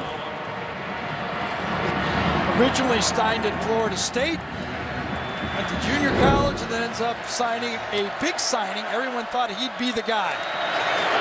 Instead, Jonathan Allen is the guy. That's Jonathan Allen on Cameron Petway. I mean, when you don't block Jonathan Allen and you're doing the mesh point, Jonathan Allen says, all right, take that mesh point and I'll eat it. He is just having a sensational year. He is, but not strategically blocking him is not a good strategy. I don't think so either. On 2nd and 12, here's Franklin. Great protection. Deep down the middle, he's got a man open. Caught. Eli Stove.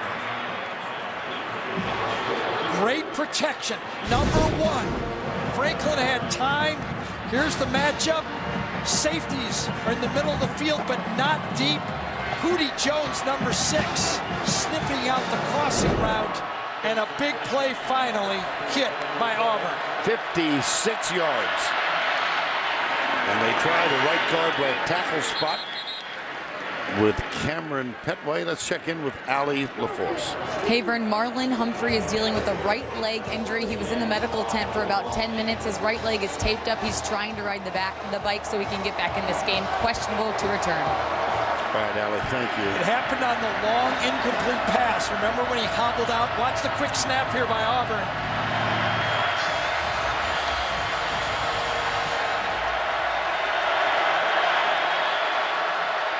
Franklin gets rid of it, incomplete. Boy, he was under pressure. Ryan Anderson almost got there. I really think Auburn needs another weapon, and they're just going to have to live with Franklin's inaccuracies throwing. And as you said, he's probably a better runner, but if he hits a couple passes, at least the rest of the Auburn offense has some potential. They must establish the running quarterback here. That's all they got. 3rd down, 8. How about this defensive effort by Alabama? This is only the 18th time a team has been inside the 20. There is the pass in the end zone, incomplete. Intended for Darius Slayton. Levi Wallace defending.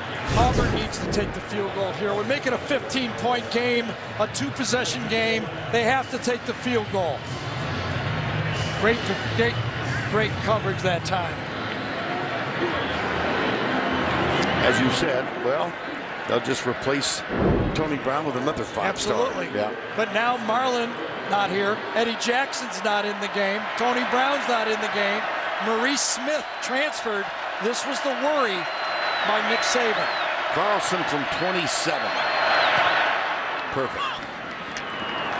Earlier this season, he kicked 6 field goals as Auburn defeated LSU. That cost Les Miles his job.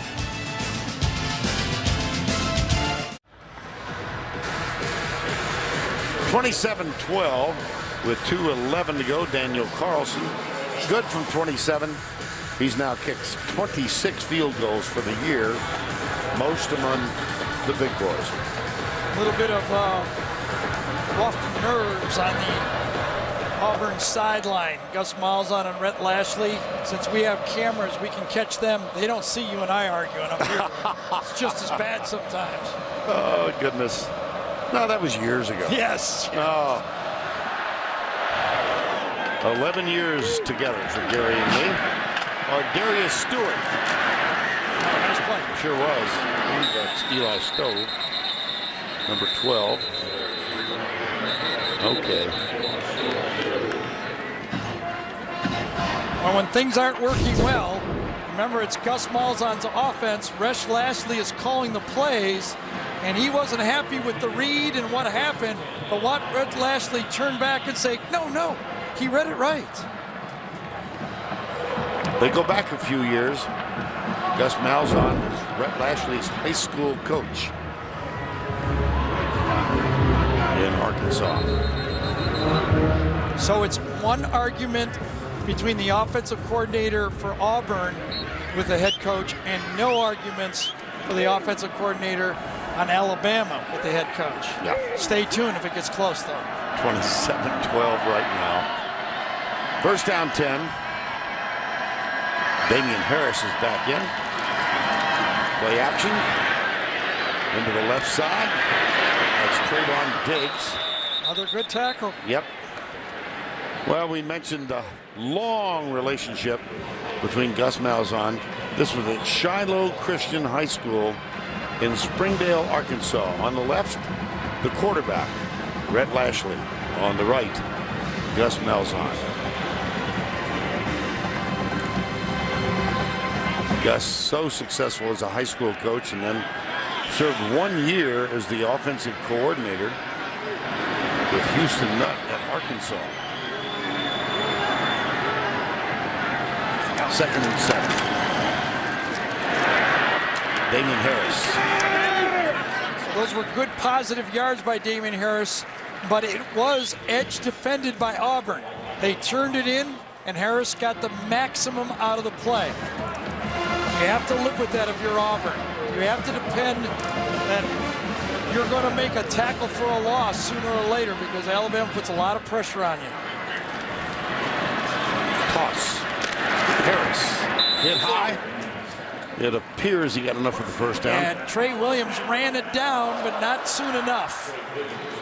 Remember we talked about the play before. He fell forward for another couple tough yards. It paid off on 3rd down for the first down. Final 40 seconds. Quarter number 3.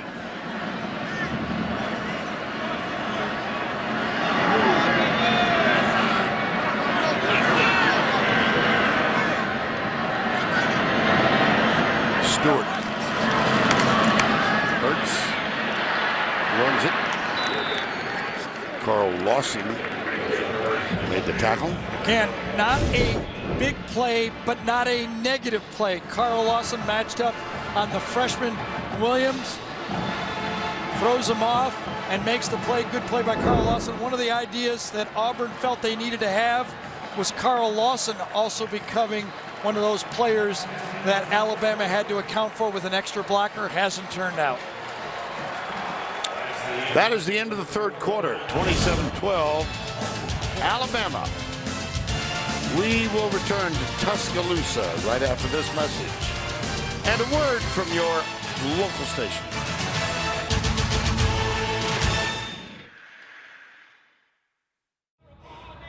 Now it's kicking in.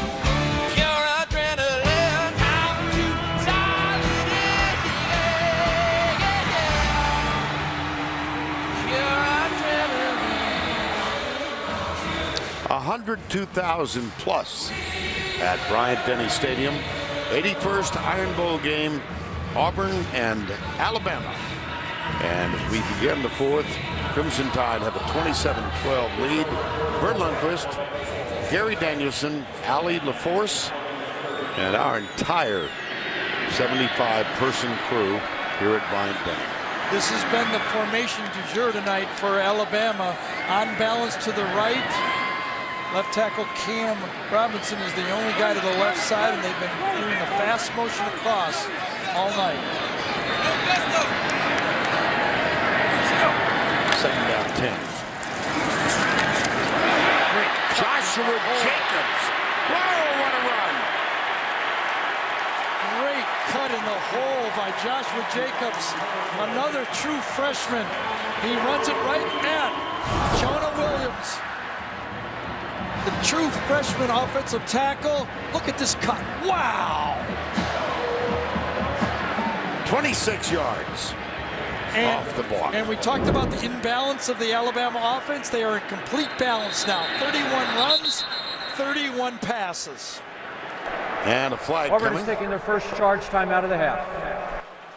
And a timeout taken.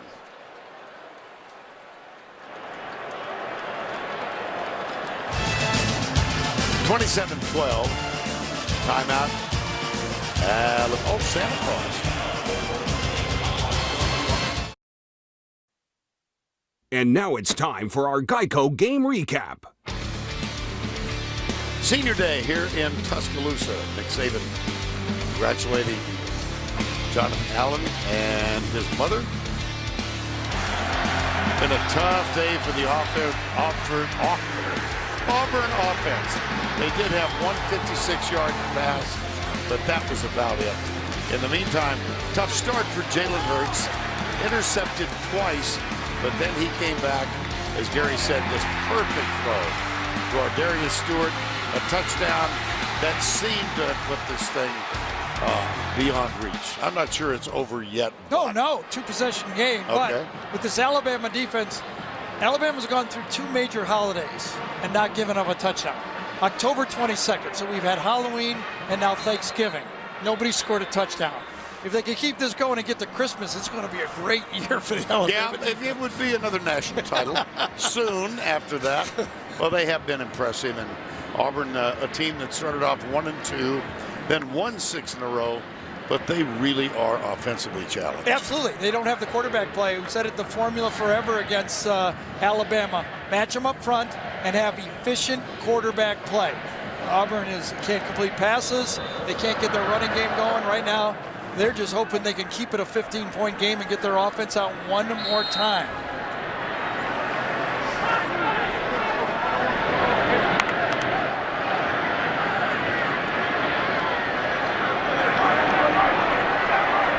First down, 10. Hurts back, pressure, finds a receiver, Joshua Jacobs. Man, oh man. Hello.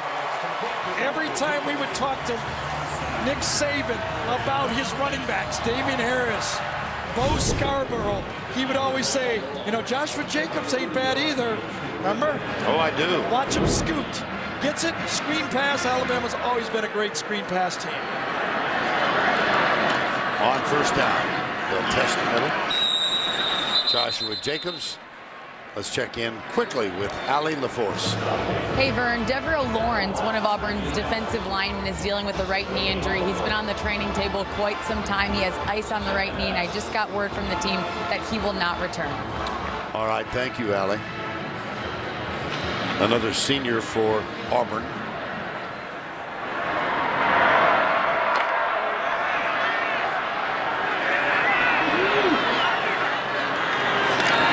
Joshua Jacobs, here's Hurts back. Pulls up, lets it go, deep overthrow, intentionally. Big smile from Nick Saban right there. Nobody open, throw it away. 3rd and 10.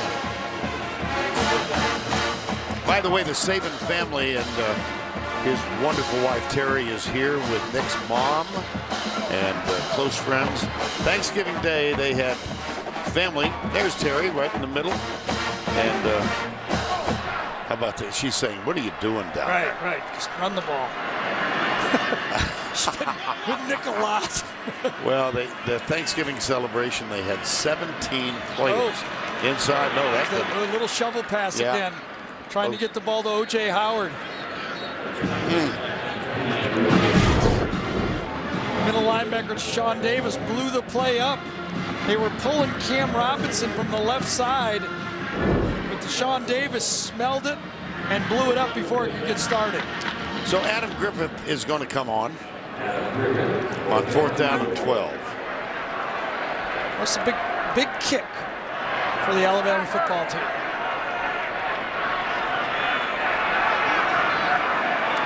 .34 yards. Good snap. Whoa, did he? He did.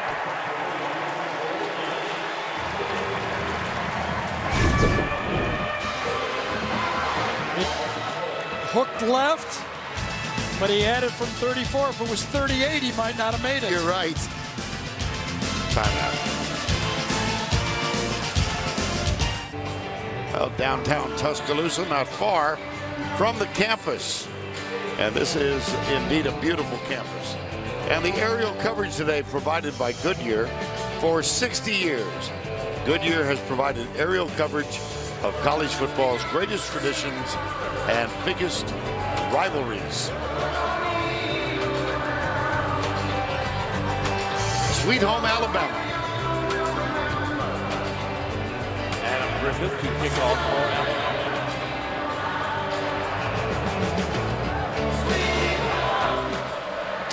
Griffith will kick off. And Kerryon Johnson will take in the touchback. Well, we're going to move our crew over to Atlanta next week. Number 1 Alabama, 15th ranked Florida.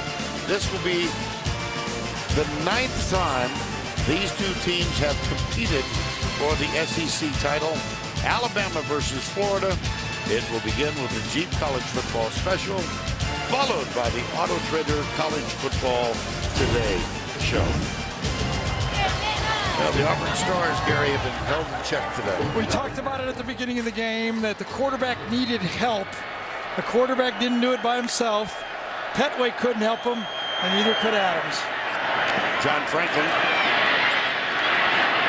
That's Eli Stove, number 12. Nice play. So they will hurry up, 12:35 to go. That's a gain of 30. Alabama had a first down screen pass. Auburn comes back with the same call, both successful. That running play. Kerryon Johnson. Go back to the previous play. Remember, we thought Alabama ran a nice screen pass. That's how you do it. One guy miss, get into the secondary, and make a big play. Well, it looks like Christmas here, doesn't it? The lights are on. Isn't that great? How'd they do this before cell phones? Kerryon Johnson out of the Wildcat. The Wildcat has not been wild tonight. That Auburn offensive line, effective against a lot of teams, has not gotten any push up front. Alabama is getting stalemates at the worst.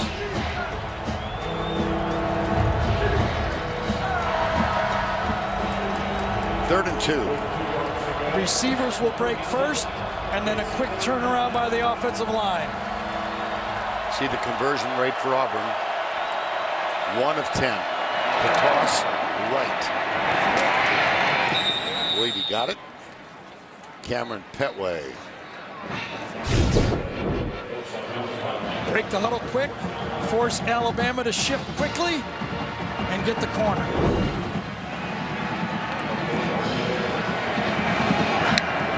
First down 10. Alabama built a fence on that one. Did they ever? Yes. I was just watching Tim Williams. Boy, he held his ground, forced him inside. Absolutely. Dalvin Tomlinson made the tackle. Everybody stones their man up front, peeks around him, and then Tomlinson comes off and makes the play. Second down, 9, 10:35 to go.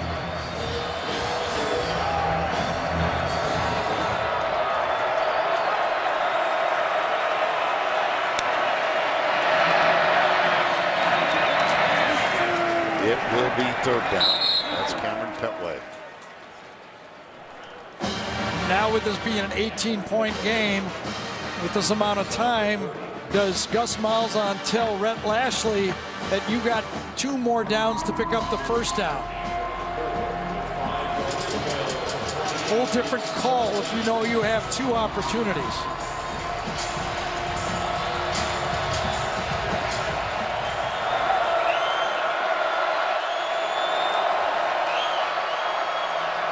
Up the middle. No, now it's fourth down. Sean Dion Hamilton made that stop. Yeah, we haven't mentioned Reuben Foster or Sean Dion Hamilton much tonight, but these guys are lurking. A lot of times they don't have the opportunity to make the tackle because the guys up front get them. Yep. 4th and 3.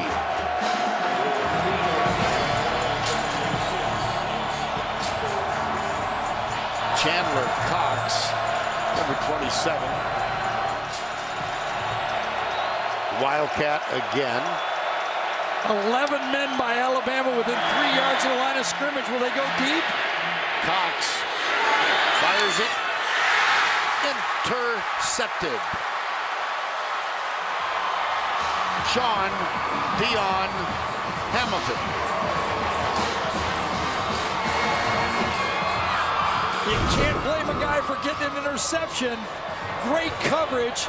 Would have been easy to knock it down, but your instincts are to grab it. Everybody was up, and Alabama not fooled.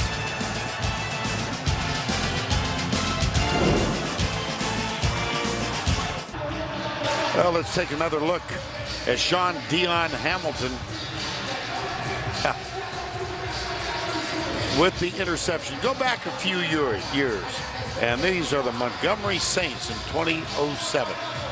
And on the left, Sean Dion Hamilton. On the right, leading rusher in the SEC, though held in check tonight, Cameron Petway. The relationships go deep among players for these teams, as most of them competed, knew each other in high school, and then declared, as one does in this state, you are either Auburn or you are Alabama. And it's a lifetime choice. First down 10.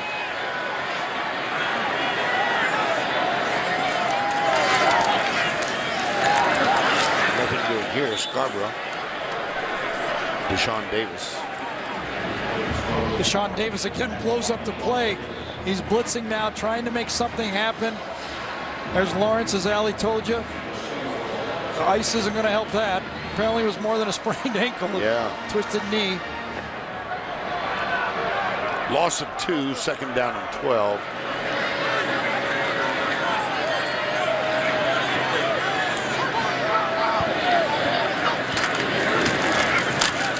Left side. Hey, Vern, I saw a great tweet the other day. Yes. Sometimes I look. I missed it. It was a Bama fan, and he said, best ever or second best ever? Roll Tide. Gee, I wonder who he had in mind in that paragraph. Well, Nick Saban came here, had a tough first year in 2007, but boy, he righted the ship in 2008. And he's left a lot of dust in people's faces ever since then. Third down and 9.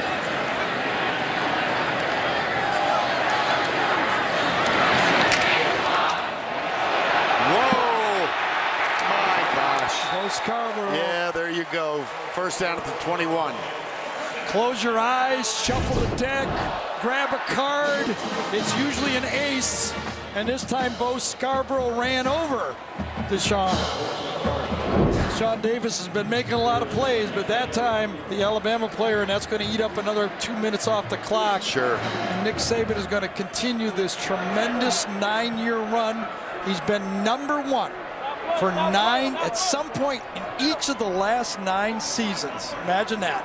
Ranked #1. 4 times he was the national champ, 4 times SEC champ. 6 appearances in the SEC championship. That's a dynasty. Let's go left, and Scarborough gets it again. You know, our friends in the SID office here, Jeff Purinton and Josh Maxson, were kind enough to count up the number of Alabama games. And they had the number at 78 Alabama games that I've televised over the years. And all of a sudden I realized my first Iron Bowl game was in 1981.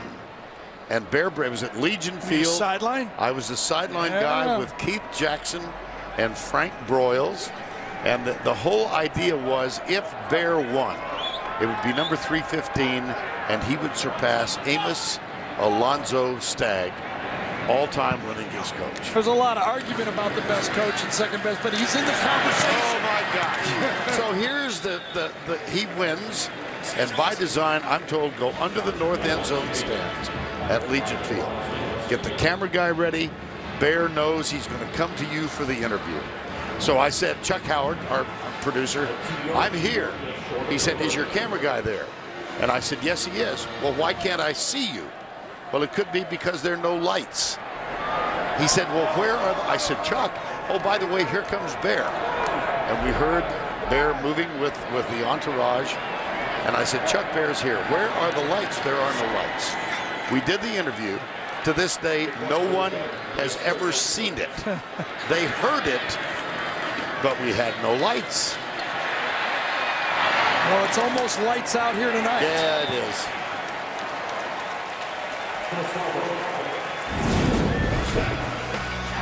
Came into the game, defensive coordinator Kevin Steele said 3-13.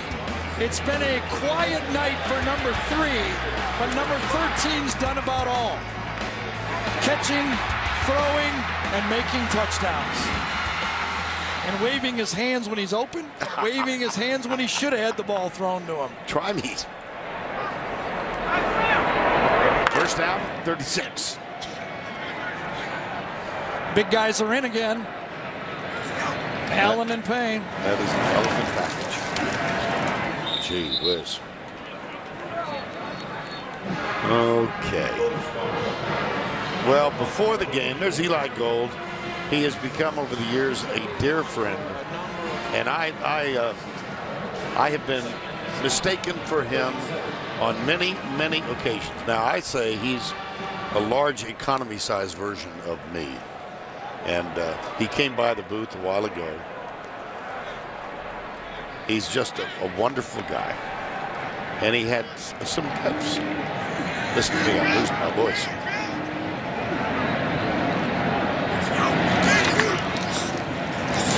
Hurts.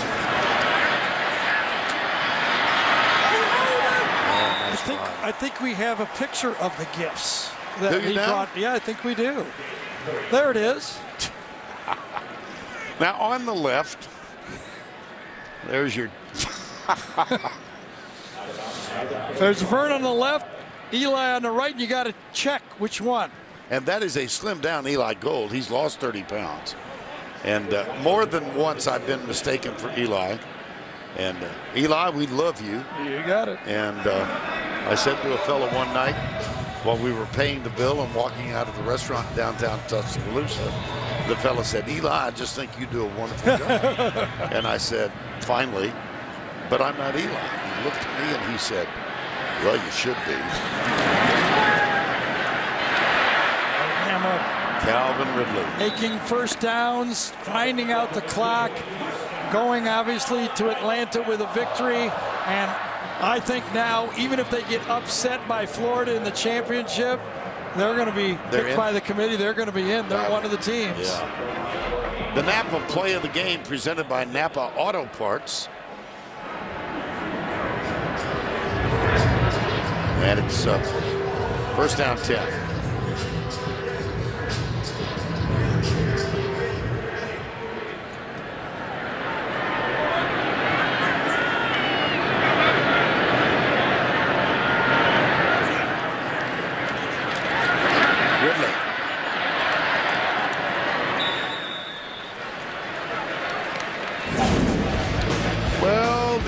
Teams, there's Saban and Jim McElwain. They've met 9 times. Each school winning 4 of the head 10. This will be the 9th. Florida has a record of 7 SEC titles. We look forward to that. Yeah, there's no shy players playing for Alabama. They show up. We saw that when they went in and beat LSU with that goal line stand. Could they knock out Florida State and stay alive and roll into Atlanta with an opportunity? We'll see. Draw play. Joshua Jacobs. 2:18 to go. Well, these are the kind of things you can mention when you've got a game like this, but it has been a Hall of Fame day for people coming in to say hello to you and me. Leroy Jordan, one of the all-time great players in Alabama history, joined Joe Namath in the booth next to us with the AD Bill Battle. And Scott Hunter, who was a great player here at quarterback. Scott came by when CBS got college football, got back into it in 1982. Scott Hunter was one of the original 8 guys who made up the play-by-play list, 4 of us, and the analyst, 4 of us. And he worked with the wonderful Lindsey Nelson for 2 years.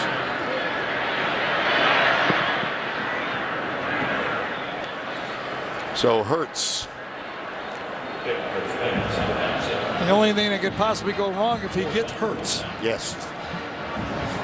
Does not want to get Hurts now. It was right there for you, wasn't Yes, it was. And the G post-game show coming up. 4th and inches, and the big guys will come in. Yep.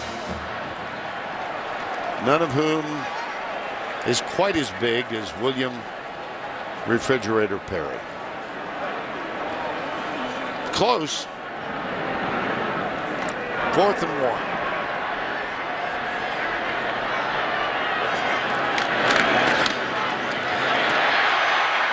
Bo Scarborough.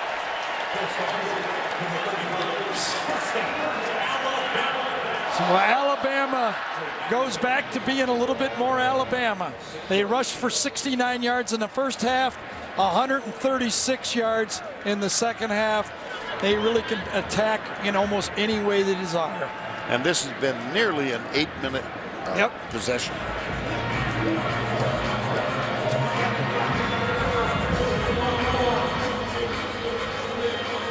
Yeah, I know what you mean.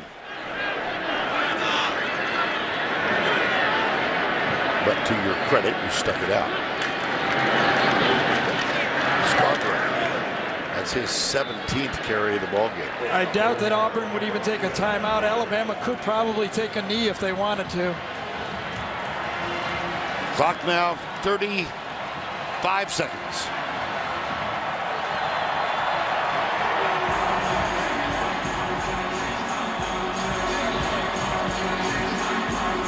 O.J. Howard, one of the seniors. Remember, he came back. He could have gone in the draft. Jonathan Allen could have gone in the draft. They came back for this season to put another championship higher. 10 seconds.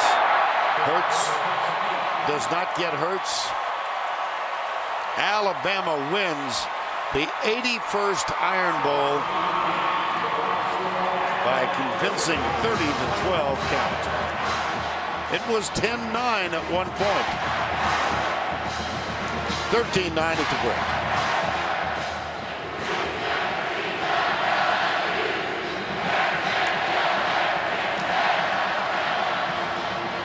And let's go down to Allie LaForce, who was with Nick Saban.